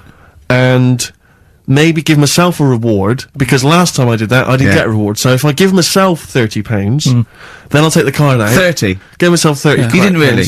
Well, I thought that's a good reward, and I went in, I handed the card in, I took Steve, and that's a little reward for me. And I'll tell you this, don't think it's evil, because I went in and I bought everyone a drink. Well, brilliant. Yeah, I didn't tell them I got the money free. Well done. Excellent. So probably gangsters are quite generous with the money they've stolen from other people. Yes, but someone's negligence, Rick, has lent... the thing is this, Steve, right? I believe it, except that buying people a drink, Karl. What do you think? Well, I kind of thought that when he said it, but then I thought, but they'll be buying him back. So he's still... So in a way, he's still a winner. Yeah. Everyone's a winner in that situation, including the student, because frankly, if there had been a less scrupulous person who found it, they'd have probably helped themselves to a considerable sum. I cannot believe he did that. There was thousands and thousands of pounds in there. What if it was, what if Beadle had jumped out and slapped you with his little claw and said, we've been filming this merchant? Well, so what? How old were you then? I don't know, 19, 20? Would you do it again, or was it just to get the world back for the old lady's purse? Possibly do it again, yeah. You're joking! Well, you've got to think of it this way. You've got to think of it as there was a lot of money in there, and someone less scrupulous than me would have taken a fortune. They'd have cleaned them out. Whereas I just took a small reward, which I thought was more than enough for someone's negligence. And I've returned the card, they've got the card back, everything's fine. Think of someone else, I could have gone on a spending spree, I could have been buying stuff, all sorts. Yeah, but it wasn't yours at all. Yes, but they probably would have given me a reward. And because, you know, sometimes people forget, or, you know, they don't give you a reward, I thought I should take it myself. He had to go at your dad from nicking a loaf of bread out of a phone box. Yeah, but that's because it's for old people, geriatrics and stuff. How do you know how old was your people who you were robbing from? It was on a student campus. Well. Wow. I think it was more, I thought it was excellent behaviour. I thought it was good, honourable behaviour. That's showing another side to him, isn't it? What would you have done, Karl, in that situation? And tell the truth. I might have helped myself a little bit. There you are! There you are! What, this is helping yourself a bit! Like you say, just sort of, you know, stand at him back and sort of say, you know... If you find a £1 coin in the street and you can be bothered to bend over for it, then have it. But someone's cash point card or personal belongings... I'd let them know, though. Did you send it to them and say, I've service charge included? I've took that out already. No, I handed it in to the, Let them know. What do you mean you'd let them know? I'd say, you're lucky here. Right, I just took, I'd probably take 20, actually. Okay. Because that's just like one note. Sorry, right, okay. You are winding me up. No, I'm not. I mean, not for once. I mean, I know what Steve's like. He is tight, right? He is. And you know that, don't you, Steve? Financially, you mean? Well, no, I mean, just the way you are. You're very sort of, you're not wasteful with your money. I'm careful. No, I'm not wasteful. Absolutely right. No, but to the extreme. Not towards the extreme. Not towards the extreme. No. Look after the pennies, the pounds will take care of themselves. Alright? Simple to remember, good advice. Yeah, alright? But the thing is, right, I know that I take the mickey out of you for, like, the way you look and stuff. Sure. Right? Well, I'm right back at you. But the thing is, you can't help that. Absolutely. But I'll tell you something that women don't like. Sure. And it's fellas who are tight with the money. Sure. I'm not frugal with money with ladies. I'm frugal with money with you. Well, I've got no reason to splash money out on you. I've never seen you splash money out. Well, you've never been out with me. Steve, have you ever splashed out on a lady? No, but I hope to one day. The right lady. Play a record. Blur. Out of Time on XFM 104.9. Ricky Gervais, Steve Merchant, Karl Pilkington. Talking of money, Steve. Look at this, right? It's in the paper. A wife has had her beauty insured for £100,000 in case she grows ugly and her husband walks out. Nicole Jones, 26, of Chipping Sodbury, Gloucestershire, says £200 a year, pays £200 a year for a policy. She arranged it as a present for her husband Richard. Her beauty will be judged by a panel of builders.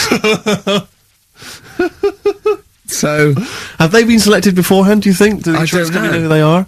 I assume they're complete strangers. So supposing, like, in 30 years' time, he looks at her and goes, "Oh, you've lost your looks." She goes, "Well, have I?" Yeah. He goes, "Well, yeah."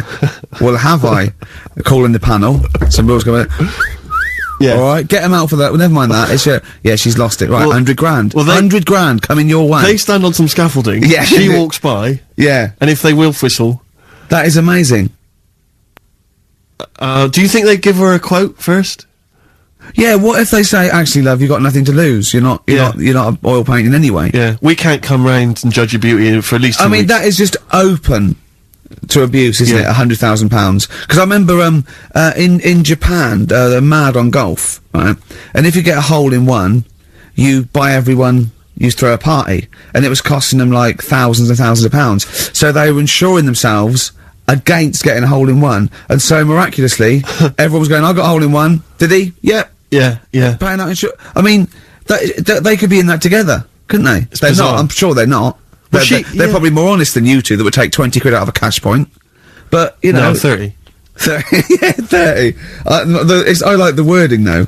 A wife. Yeah, a wife. The word wife. The word wife. I don't know why I just find it's just an odd word. This is my wife.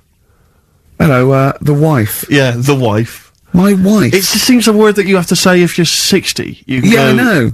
Have you met the wife? And even then, ironically, unless someone, you don't know exactly, are you married? Yeah, my wife is from, what I mean? that makes sense, but it's the wife. People go, "Oh, better get back, I'm meeting the wife for dinner." Exactly. But especially when you know them. I remember bumping into friends of mine somewhere at a party, a couple that I knew, and I'd known both of them before they got married.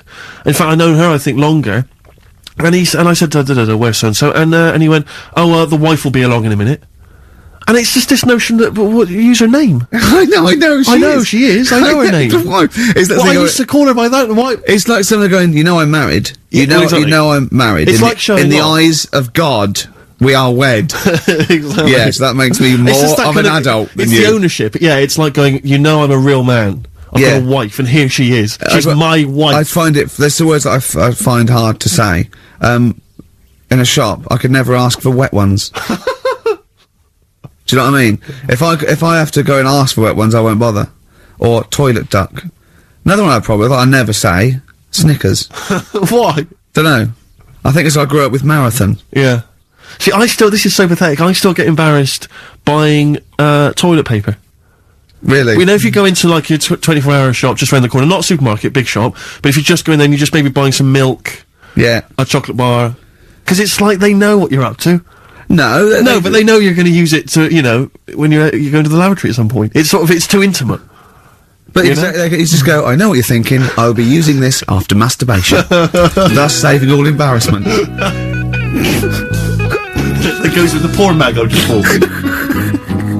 Elvis Costello, Alison, from way back on XFM 104.9, a retro cut. Indeed. Wow. Up to the modern day, the newest game show around, Rockbusters. Whee. Isn't there a jingle? It'd probably be something like, oh, Rockbusters. It would be very, Along yeah, those along lines. those lines. I've got to work it out, but I mean, yeah, let's go with that for now, and they'll be on ready next week. Excellent. The prizes, once again, sourced by Karl Pilkington. I think it's been in the prize bag before, Karl, but good to see it back. The best air guitar album in the world ever. Do they keep sending it back? Is that just one? Is that it comes through the window, tied to a brick? Actually, there's a lot of good stuff on there. There's the Kinks. Knopfler? Is there Knopfler? Knopfler, I believe, is on Is there. Clapton T-Rex. anywhere to be seen? Definitely Clapton, I would have thought. A Deep Purple. We got Quo, Skinnerd, Mac, Snake is there, Straits, excellent, and yeah, there's all sorts on there, obviously. Yeah. This is always an odd choice, but fair enough. This is the current album by the Yardbirds, their first studio album in 35 years. So the new music station XFM giving away that. Excellent. I suppose it's new music in some ways. A Smash Hits compilation. We got stuff on there. It's Aha, it's Curiosity Killed the Cat. It's all the old favourites. Plus 2 DVDs. Columbo. What Columbo? It's got a couple of classic Columbo episodes there. Suitable for framing. One of the best TV programmes of all time. Why do I get... You can always tell immediately who the villains are. Suitable for framing. I'm assuming that's some kind of art dealer. Yeah. Maybe an artist. Candidate for crime. Presumably some kind of presidential political candidate. Yeah, no, that'd be good, I'm sure. Columbo. I mean... Stab Woman.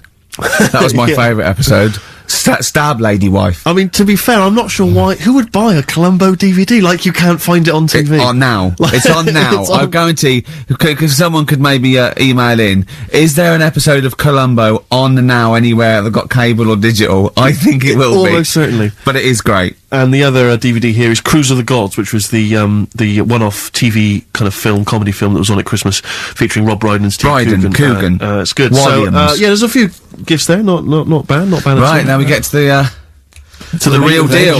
Okay, this is what everyone tunes in for. This is Monkey News, I think. Not the music. Go on. Well, there we go then. Yeah. 3 cryptic clues and that, and just work Not it really out. cryptic, but Easy as that. Email in. It's email in. Right. Well, what's the email address? ricky.gervais@xfm.co.uk. Well, don't say that I know it or care. I think. Yeah. So the first one, he's got American coins all down his spine. Right? He's got American coins all down his spine. What band's that? What artist is it? Email in. What does it begin with? What? N. I know it, I've got it already. Right. That's N. rubbish, too easy. Yeah, Right, go on second next. one. Jeremy Beadle has got arthritis. Right? Jeremy Beadle has got arthritis. Yeah. That's the second clue. The initials there, SLF. Right? SLF. Jeremy Beadle's got a little bit of arthritis. And the third one, Foxy, Shipman, and a country western singer on a merry-go-round. SD. Right? So Foxy, Shipman, and some country western singer having a go on a merry-go-round. The initial SD. Right? So email in, ricky.gervais. I'm intrigued with that one. I'm genuinely intrigued with that one. I like the fact there's a certain whiff of controversy about it, because Shipman is mentioned. I know, yeah. Oh, A little bit edgy, that. So that's the 3. He's from your neck of the woods, isn't he, as well, Shipman? Yeah. Yeah. I think my mum's mum used to use him. Okay, let's play a record. Well, you want to play a record or play some adverts? Do you fancy some ads? Oh, I'd rather adverts, Well, yes. I've got some for you. Placebo, this picture on XFM 104.9. Steve, Yes. I think Karl's going to put most people to shame. We were talking about generosity earlier. Because Karl is a nice, generous bloke when it really comes to it. He's paying for Father's Day. He's paying for the cottage that he's going away with his dad. Are you really, Karl? Yeah. Right. Well, there's no way of us proving if that's true or not. Well, what do you mean? Well, you could be lying. But why would I do that? Well, because you want to show off. I didn't do it on air, you mentioned it. I don't want people to know how generous I am. I just do it, just get on with it. You know what I mean? Yeah. Like charity work and that. Yeah. Exactly. But I'd have thought that you wouldn't have fallen for Father's Day. I'd have thought you'd have known it was like... Well, we don't, I mean, to be honest, there's a bit of a coincidence, because I paid for it anyway, and it's happened to fall on Father's Day. Right? But don't and my buy a dad's card. not normally that bothered. Don't fall for it. I mean, obviously that and Mother's Day and a plethora of other things were, I mean, literally invented by card companies to make more money. I know. Yeah. That's, I mean, my dad always says don't get him a card or anything. Because he hates it, with all these things that I'd like, you know, rip-off times, really, just ripping people off. Yeah. Sounds a bit stingy, that. Well, no, I mean, he's right. Yeah. He's right, it's just, because fellas aren't bothered about getting cards anyway, are they? But the other thing that he noticed, you know, helping out the flower companies, the Princess Diana thing, when she... Oh, sorry. Yeah. No. Jesus Christ. So when... Carl, what do you mean? No, What do you mean? That's what he said. He said, "Oh, I nearly swore then because I was. You surprise me all the time. No, I'm but just... that is incredible. Sorry, what? I don't understand. What you're talking all about? the flowers that were sort of sold that day. Right. What, for people to leave as a commemoration? Or Yeah, they made a mint, didn't they? Who did? Flower companies. Right. So what are you saying? He was just saying, you know, makes you wonder. What? About what? Whether it was Interflora behind the hit. Oh. So it's a conspiracy. It's a conspiracy by the flower companies. I would love to see you and your dad just sitting at home watching a bit of Channel 5 when apes go mental, right? With your roast dinner. When's that on? And then talk like, well, yeah, well, you know, kill Diana, don't you? Flower company's son. Right, quite right, Dad, you're not wrong. What are you talking about? No, I'm not, you know, I'm just saying, it's like you were saying about the cards, you know, on Father's Day and that, it's just a bit, too much of a weird. coincidence. Too much of a coincidence. I'd be interested to see sort of, you know, like the business graph. Sure. On how the companies were doing, then suddenly, yeah. you know what I mean? Yeah. But then by the same token, Elton John, you know, he had the biggest selling hit record, didn't he, off the back of that? I mean, so, is he incriminated as well? If you want, I mean... It's a conspiracy theory you've not kind of analysed terribly closely. You've put it out there, and if people maybe who are investigating want to kind of add that into their inquiries, then they can. Yeah. Sure. But, no, that's all I'm saying. I'm just, you know... Because it's always the same thing, innit? Like, I was out shopping the other day, you know, treating Suzanne, like I do. You know, I like spending money and that. Yeah. I was in WH Smith's. Yeah. Oh, classy. What was it? Was it a big birthday? Was it? was it a 30th? No, I was getting a. Was it 2 biros for the price of 1? I was getting a card for my dad for Father's Day anyway, because I'm seeing him. Yeah. Big Toblerone. Yeah. There was a giant. Who is it who said Father's Day? They love a Toblerone. I've never understood Toblerone because the only time I see Toblerone is in airports, right, and minibars. That is what the small Toblerone is for the minibar in a hotel, 3-star upwards, and the big Toblerone. Well, it's the big Toblerone is a gift, isn't it? It can only be a gift. You wouldn't buy a big Toblerone for yourself. Yeah, duty-free gift. The Toblerone. It's next to you know, Chanel No. 5 Toblerone and a bear. But it's who specifically would you be buying that Toblerone for? I don't know. Someone who's clearly never had it before and would think it was interesting novelty. Yeah. Well, this gift's interesting. I'll tell you what, though, Toblerone is brilliant. I mean, if whoever makes that, if they want to send sort of, you know, some Toblerones, I mean, I will eat Toblerone. Well, yeah. I think very much the same about, I think very much the same about fags. And of course... Just cigarettes. If you've got any boxes of cigarettes and, that you don't want, you know, duty-free or whatever, send them. I'd just like to say that, in no way do I endorse Carl's dad's theory that flower companies were behind the death of Diana. No. Maybe I could say that on air as well, just to save any complaints. I'll tell you what, though, talking about fag packets and that, do you know, like, now, they've got, if you have these, they'll do you in, sort of thing, on the front now. They've got these special stickers on them. Yeah. Saw a thing in a magazine the other day. In Brazil, it's got, like, pictures of ill people on them. Blimey, that is It's gone powerful. really, hardcore over there. That's good, isn't it? But I mean, to be fair, what more can they do? I mean, there are fag packets now that say these will kill you, and people are still smoking them. I mean, I Yeah. don't know what they. I don't think the message is getting through. You could ban them altogether, I suppose. If they, it seems weird to sort of like you might as well sell guns and go careful. You can kill people with these. Well, ban them then. I'll just be careful. Let's shoot your eye out with that. This is poison. This is poison. These are really, really mental poison drugs. You know those people with you ever see them in the street, they're selling fags duty free, obviously, they're just selling them on the street. You just, have you ever seen these guys? Yeah. I walk up and down Finchley Road lot, because I'm just near my place.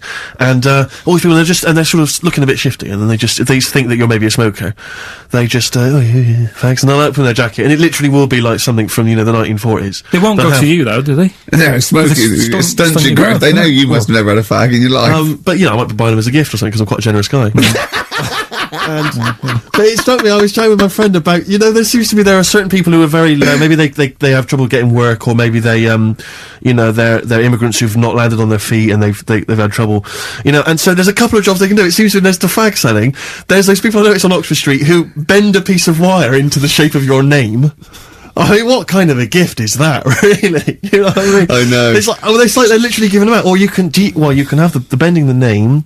You can be selling those things that you throw at the wall and they sliver down. At Dover. Yeah. What are you doing? I'm a trained carpenter. Right. Can you write really small on a piece of rice? I could try. Could you write those names on a piece of rice? I could try. It's quite tricky, but do you think you could do what it? about the rest of your family? Well, that one's only 2, but he could be trained. He's got smaller fingers. Okay. Do you want to sell some knocked off perfume? How about that? Again, we'd like to apologise for any inadvertent racism, suggestion that Lady Diana was killed by flower companies, or that Steve makes a habit of stealing from cash points. What about XFM 104.9. a picture of Rick Waller on the front of the bargain bucket?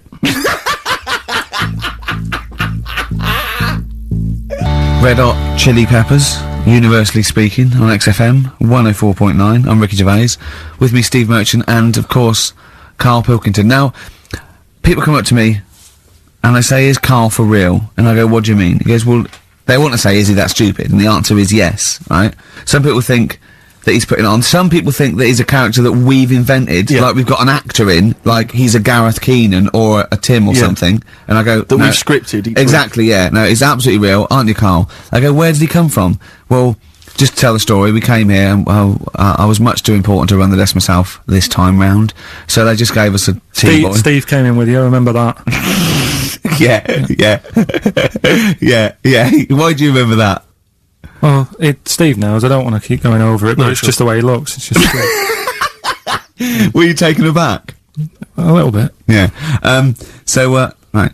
And he's just developed into my favourite thing. I also said that you get bored with, like, battling tops or, pets sometimes. I mean, I love my cat, but he's not as, Colin. my cat. Yeah. Colin. Actually, Carl's away next week. Is he available to run the day?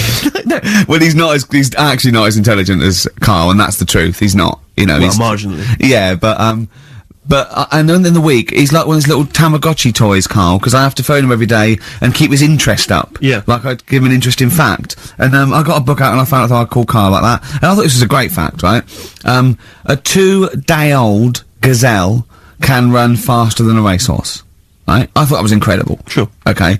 So I phoned him, I said, a 2-day-old gazelle can run faster than a racehorse. He went, what's it do after that? I went, what? He said, well, how fast can it run when it's adult? I went, well, even faster. He went, oh, I thought we could just do it then, but then it sort of lost it. I went, what are you talking about?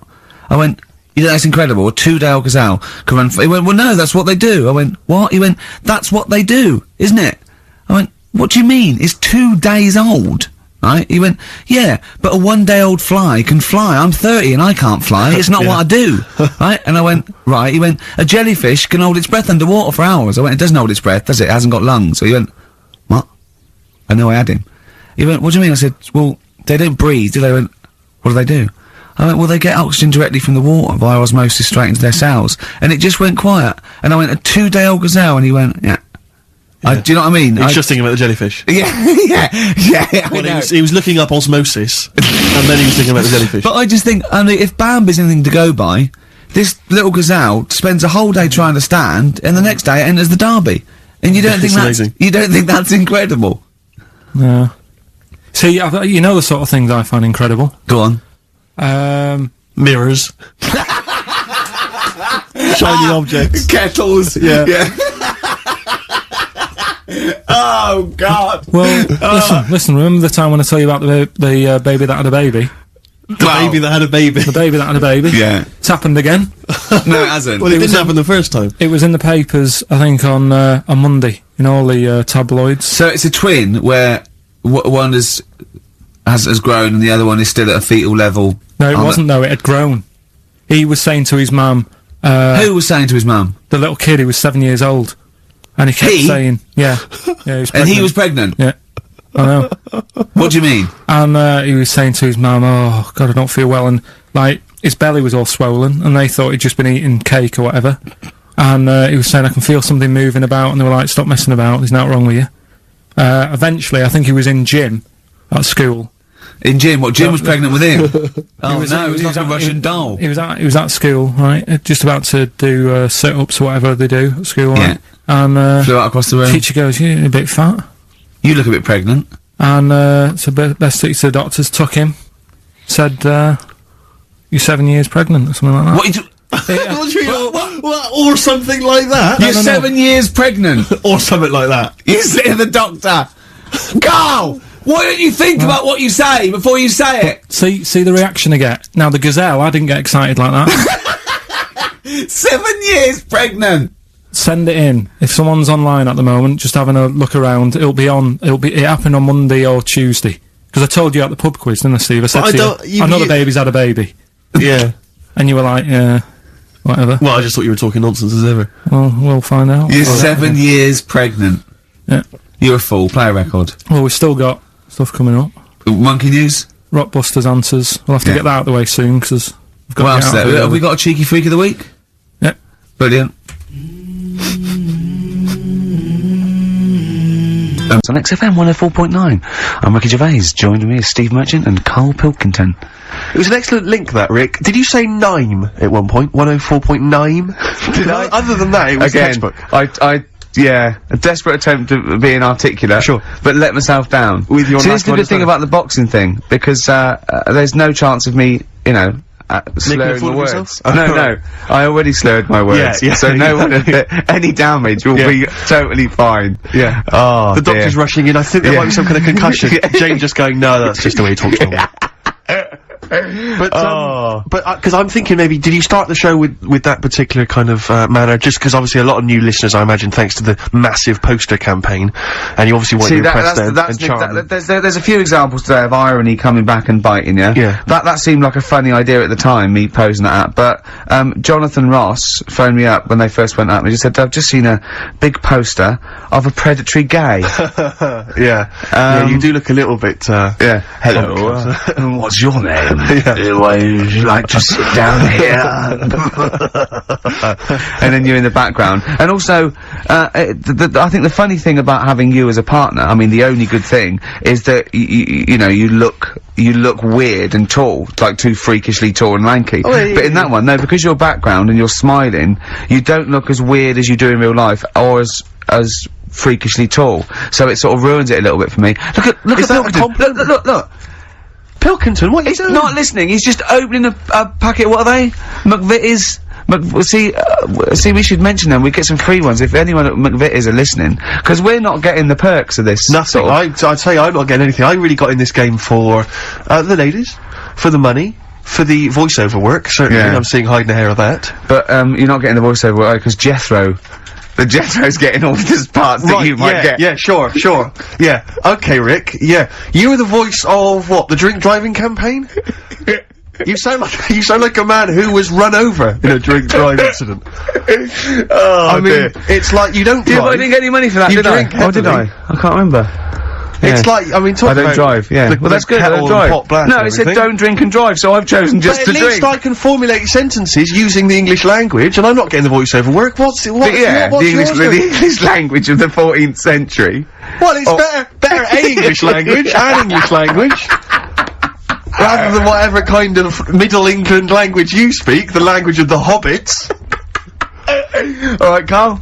Alright. So you're eating a biscuit. I can't believe it. Are you bored with this already? Do you know what? MTV called me last week. They called me again yesterday and said, when can they come down to do they're coming down next Saturday, by the way, to do a little screen test for you. They're gonna sort of just film you with a little camcorder. You said this. They're gonna film you. Are you alright? Do you are you hungry? Do you want to go out and have a meal? I can't believe you're eating while I'm on air. No one can hear that. Do you know who I am? No one can hear that. Explain who I am.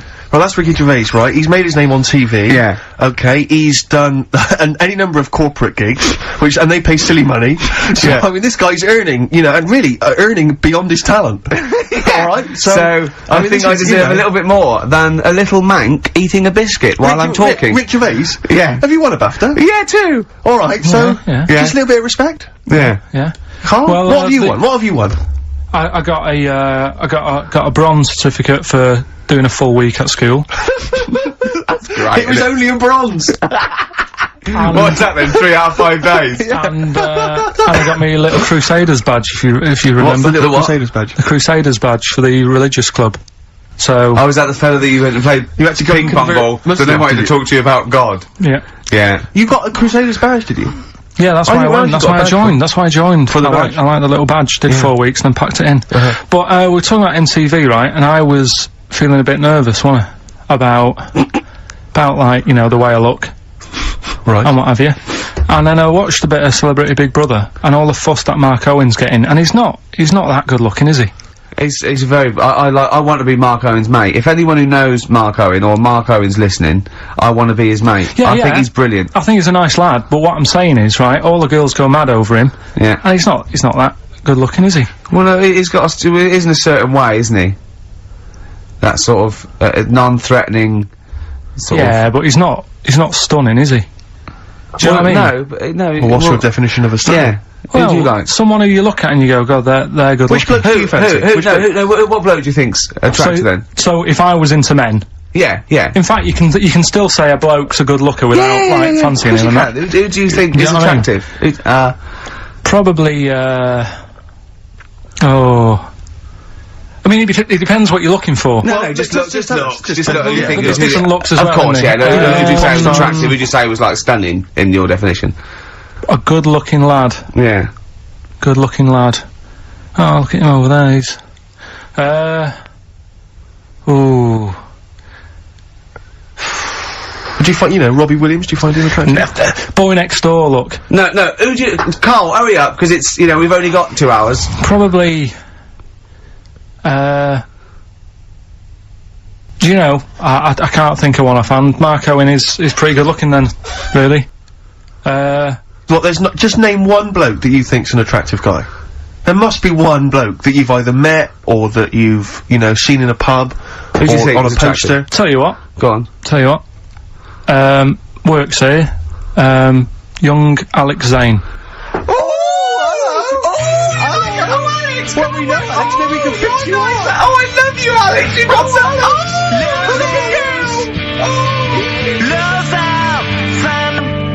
Brilliant. I love that. That's like a ride song or something. That's my favourite one. Ride-ish. Ride-ish. Feeder. Just the way I'm feeding on XFM 104.9. Rick, quick question for you. Go I'm on. thinking, a lot of people maybe are tuning in for the first time because of the advertising campaign. Sure. Should we reintroduce Karl again? I know we've done this a few times in the past, but just worried that people are going to not really kind of get the measure of him. I'm Ricky Gervais. I'm the one off The Office. Yeah. Steve Merchant. He's not the one in The Office. He's not Gareth. Some people think he is. He's got a funny, weird West Country accent that actually Mackenzie was affecting for the role. Steve wrote it with me. He's a tall, lanky fella. Karl is our sort of, I say producer, but he's the one that pressed the buttons because I was Dog's too. Body.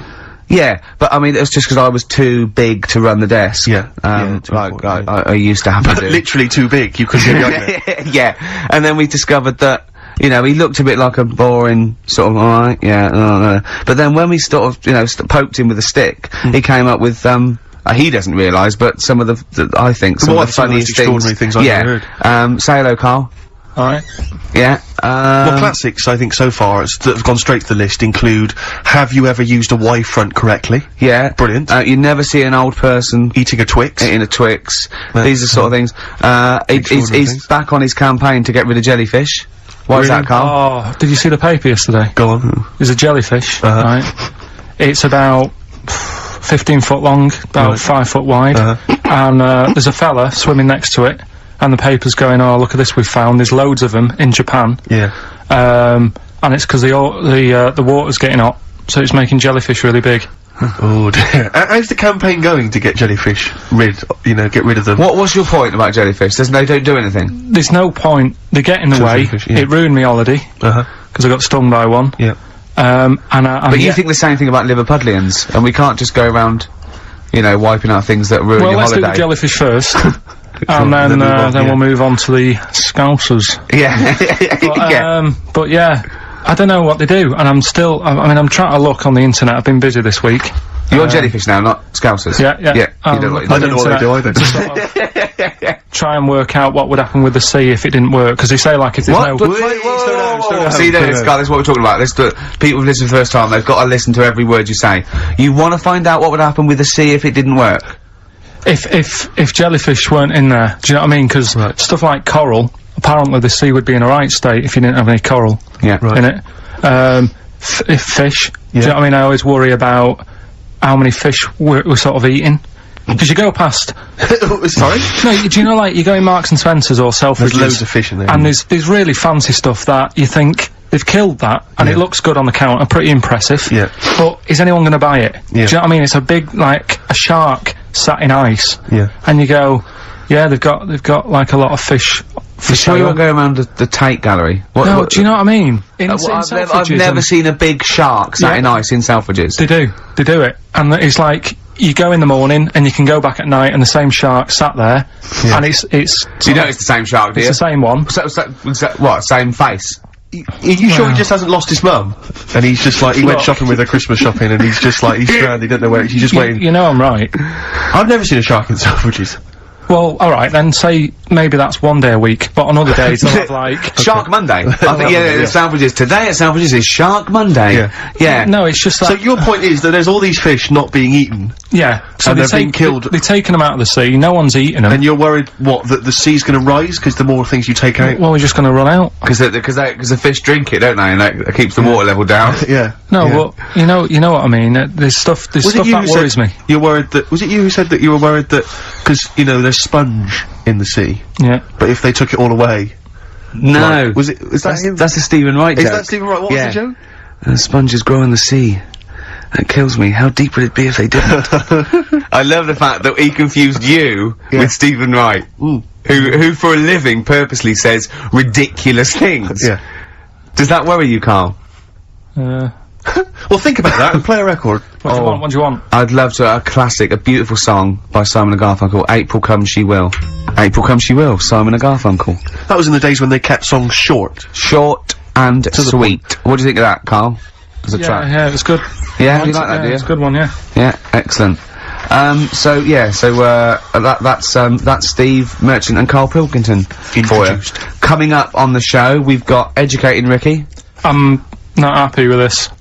Oh, really? Because the last few weeks have been genius. What is a drop in quality, is there, of the education of me? Well, it's just, like I said, I've wasted a lot of time this week searching on the web, right? You wasted a lot of time searching on the web because you come up with things that aren't true. Why don't you look in books and verified sort of like journals? The web is the new book, though, isn't it? No, the web is the new book. That's the new going wrong. Yeah. Well, so I've been searching, there's hardly anything. I spoke to you in the week, about Monday or Tuesday. What did you say? There's nothing happened this week in the world. There's nothing going on. There was a new car wash that you can put dogs in. There was a car wash you can put dogs in. That's the only thing that's happened in the world. And that and the jellyfish, and we've covered that. So, so we've got, I've managed to find some bits, but it's not that good. Rockbusters. Yeah. We've really G'd up, so that's coming up, the thing that's not that good. Yeah. Look forward to that. Yeah. Could you just quickly tell us about the car wash with the dog in it? I don't know what's the That story. didn't make the top three. I didn't waste that much time on it, to be honest. What did it say? It just said, how busy are you? Have you got a dog? How about saving some time? There's some car wash out. It's not a car wash, it's dog wash. You take it down there, put your coin in, put your dog in, and it comes out clean. See, there's nothing in it. Is this called a bath, isn't it? No, but it's like a machine. Right. There's a machine. But we'll, you know, that's why I didn't pick it. So we've got some bits coming up. Rockbusters. Yeah.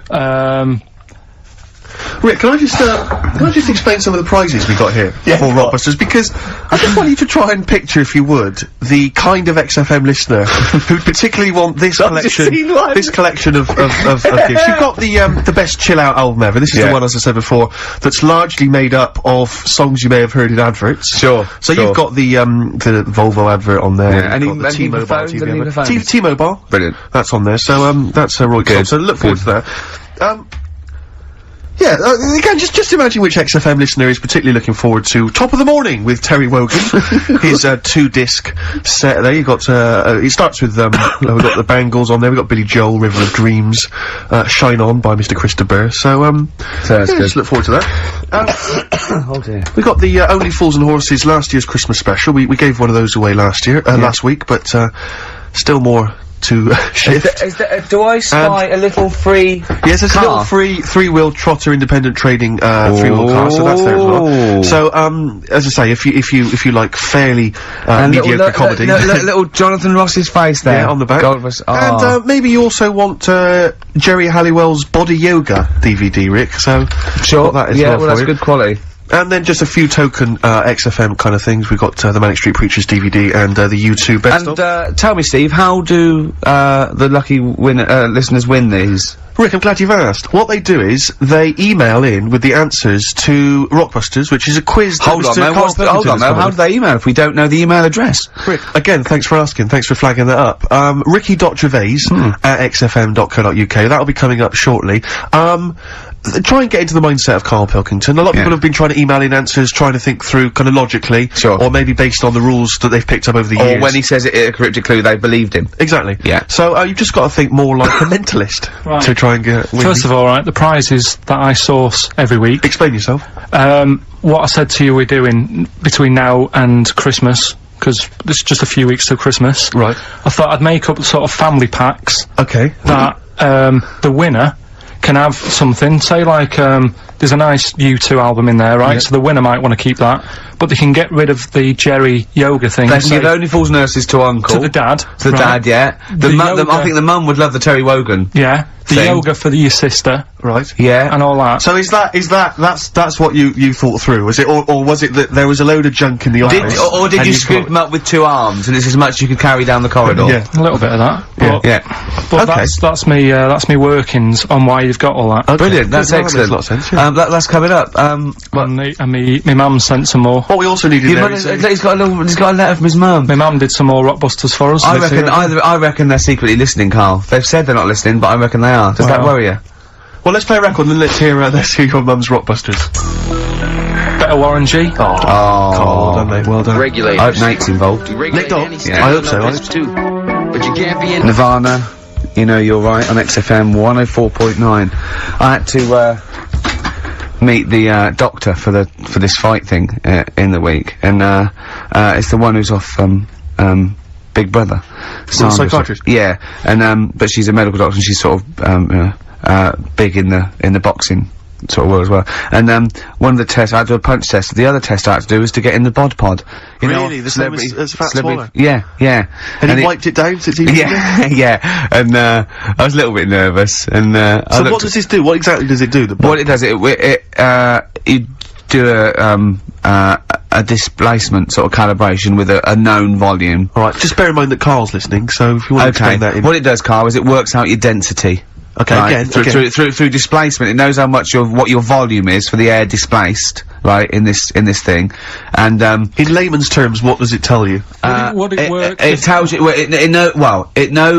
it knows what muscle weighs, it knows what fat weighs, it knows your average density of your skeleton, what height you are, so it works out from your volume and your density, it can work out, therefore, probably what percentage of that is muscle, fat, bone, etc. What if you put in one of those, Oh, God. No, go on then. No, go on, what were you going to ask? What would he do if you put in one of those pug dogs? You put in one of those, what? What do you mean, what would it do? What, like on Ricky's lap? No, Do you know those dogs that are all wrinkly and have got too much skin for the skeleton? Yeah. And it's all like caving in and folding over. Yeah. Would the machine go, well, we know what you are, so it's alright? Or would it say, oh, what's going on here? Do you know what I mean? Like last week when you were laughing at me about... Why do you want to confuse machines? Do you remember when he put in Y to a computer search engine to try and confuse it? I love the fact I want the computer to come back, why not, and your head explode. I mean, I love the idea that you're trying to, I mean, it's better than what I thought you were going to say, which is, what if you put a fly in there?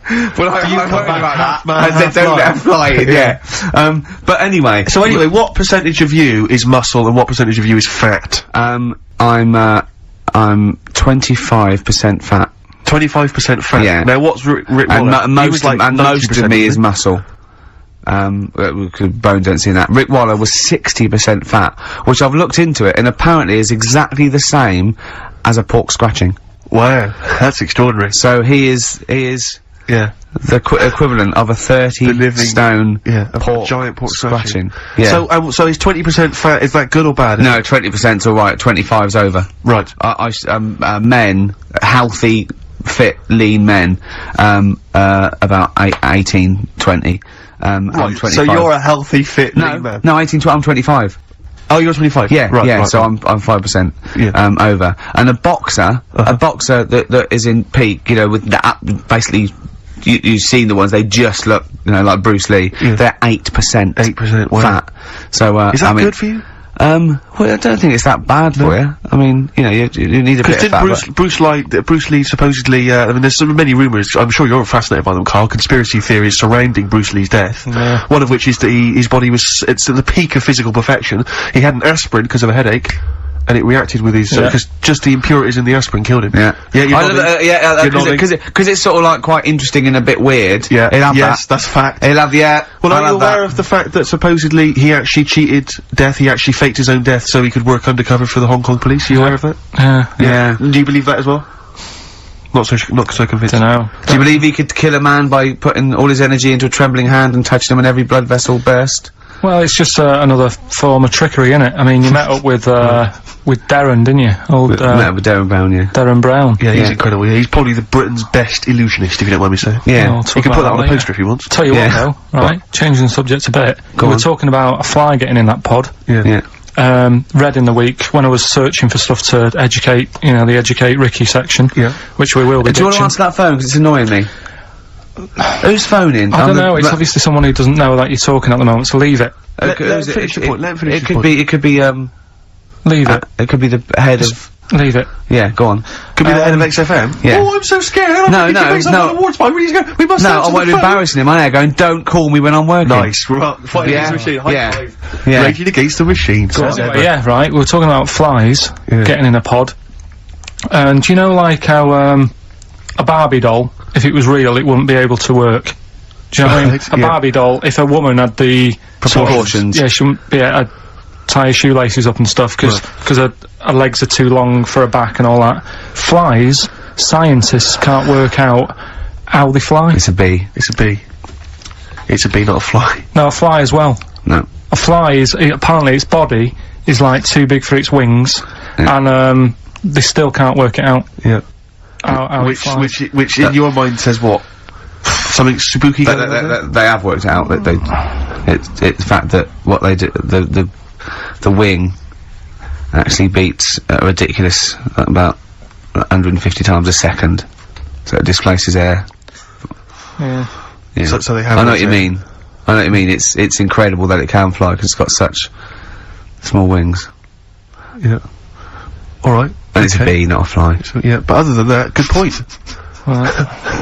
Bowie. Another classic. Be My Wife off the Low album. David Bowie. David Bowie. It's a cracker. Be My Wife off a Low. Very good indeed. Yeah. Rick, you know my frustration with the homeless? Yeah. You know they wind me up. Walking through Soho last night, I saw a homeless fella reading a book. Yeah. Well, I'll tell you this, if he's got the wherewithal to read a book, Yeah. right, he's obviously, you know, he wants to keep himself occupied, his mind educated. Yeah. My point is, why not, instead of reading a book, have a quick look through the job vacancies section of the Evening Standard, or maybe just take the time to fill in some kind of application form for, you know, maybe, you know, a See, job or what you're something like that. confusing there was is the ability to read with the ability to house yourself. Well, no, because what I'm saying is, it seems to me he's obviously got a certain, you know, grasp psychologically of, you know, his where They're he's not like- mental people who haven't got Well, houses. a lot of them are, Rick. I've seen a them lot of 'em dancing and shouting and screaming, you know, and pissing in doorways and stuff. Yeah, and yeah, going again, you're crazy. confusing homelessness with trampiness. Well, again, you know, Some Rick, people just have listen, left home and they haven't got a... Gervais, I'm not a sociologist. No. Sorry if I can't spot all the clever distinctions that Yeah. a trained expert such as yourself can. Well- all I know is, there was a fella reading a book. Well, you know the ones that have got beards and Right. sing little tunes and they They're my smell of favourite. piss. They're my favourite. They Right? are brilliant. Yeah, They and are funny. they're drinking special brew. Yeah. Special one. That's an alcoholic tramp, Yeah, right? they are. You know They're the ones that sit with a dog or sell big issue. They just haven't got their own place. Right. Do you see? Okay. Well, again, I mean, because it is tricky finding a place, I know, because I had to move house recently, and it's a nightmare. I had to get, like, estate agents on it, and I had to go and see a load of places, and I was doing a job as well, you know, I still managed to fit it in. This guy's just lounging around on the street, Yeah. so I'm surprised He should be able to find loads of places to live. I'm surprised he can't find the time to visit a couple of different residences. Yeah. Because there's some pretty cheap ones, you know, if you go kind of a bit farther out of London. Maybe it's because he wants to live in the Soho area, and frankly, it's expensive. What I'm confused about is the number of homeless people that recognise me and say they'd enjoy The Office. They've got to be watching it through Dixon's window. I think that's probably demographic that's sort of hung over from some of your previous TV work. The 11 o'clock show. Yeah, you know, or stuff like that. The or ones that used to the set chat fire show. to Yeah, exactly. tramps and the French for me. Exactly, yeah. Some of the weirdos. Sure. Or maybe sort of people who watched, you know, have watched the show and then have fallen on hard times since then, I don't know. And this is not necessarily linked, I mean, No, possibly. I wouldn't have thought so. Carl's lost in this conversation. Carl, we boring you then? No, it's just, I don't know, it's a bit tight, innit? What? Because it's like, I sometimes think it could have been me. When I see homeless people and that, Yeah. I just think, you know, I nearly killed a man once. It could have totally changed my life. You want to slow down there. You just want to back up for a second. Just back up for a second. No, You didn't like, kill like, the man. like that time when I was in Wales, right, and I picked up a big piece of slate and chucked it off the cliff. Oh, yeah, Right? yeah. And it nearly hit a fella. Yeah. Right, in that split second, if he would have decided to sort of go and pick up a shell that was closer to the sea, it could have hit him, Yeah. and it would have killed him, and Yeah. I wouldn't be sat here today. Yeah. Do you know what I mean? Yeah. So, it's just all about luck, innit? Right. Yeah. Do you know what I mean? So, don't know, that's about it, really. That's That's the point. That's the political, What was the sociological point again? That you there for the Well, grace it's of just- God? Yeah, no, he's saying, you know, we should count our blessings because, you know, anything can happen. Yeah, You never sure, know what's around the corner. Sure. Yeah, It's that's like what- if that's what I'm Karl hadn't saying. met us, he'd still be in that little room making jingles. Now, he is a respected household name. Do you think he packed the book before he left home to become homeless? He thought, right, I'm gonna need the clothes, I'm gonna need the cigarettes, I'm gonna need the dog and the piece of string, and I probably gonna need some reading literature as well, because I'm gonna get pretty bored, like, just sitting in the street Yeah. begging all day. Maybe it's So one of maybe those- I should I want Or- to catch up on, some of the stuff I haven't read, you know. Or maybe it's one of those themed holidays. You know those trendy middle class people? Right. They go on like the adventure holidays and danger holidays. Maybe the latest one amongst sort of like yuppie types Yeah. is homeless holidays. Exactly, yeah. They pay like £10,000. Exactly. And they really They get a the little area of experience. sort of the streets of Soho. And people come up to them and abuse them. Yeah. They're all Shadow paid. They're them, all yeah, actors. yeah. They get beaten up at night when they're sleeping under a bridge. They you know, they get to try a really safe sort of form of heroin. Sure, yeah. That they- sounds brilliant. Now that's worth marketing, Themed Rick. holidays. Themed holidays like that. You could have homeless. Yeah. You could have like rent boy holidays. Find out what it's like to be a rent boy for 3 weeks. Yeah, and then they have to And make a little bit of money on the They side. have to wean them off it. Exactly, At the yeah. end, they go, no, don't keep sucking it. You can stop You're finished now. You're a bank manager again. I've just got the taste for it, to be honest. Can that happen? No, it's worth knowing if that is a possibility. That's worth knowing. Carl's worried. What? We haven't said anything. Haven't said anything. We're just We talking haven't about said possible anything holidays for wrong, people to Carl. have. Don't there's be no complaints. We haven't said anything. The word suck, as far as I can work out. No, it's not a banned word on the radio. Is it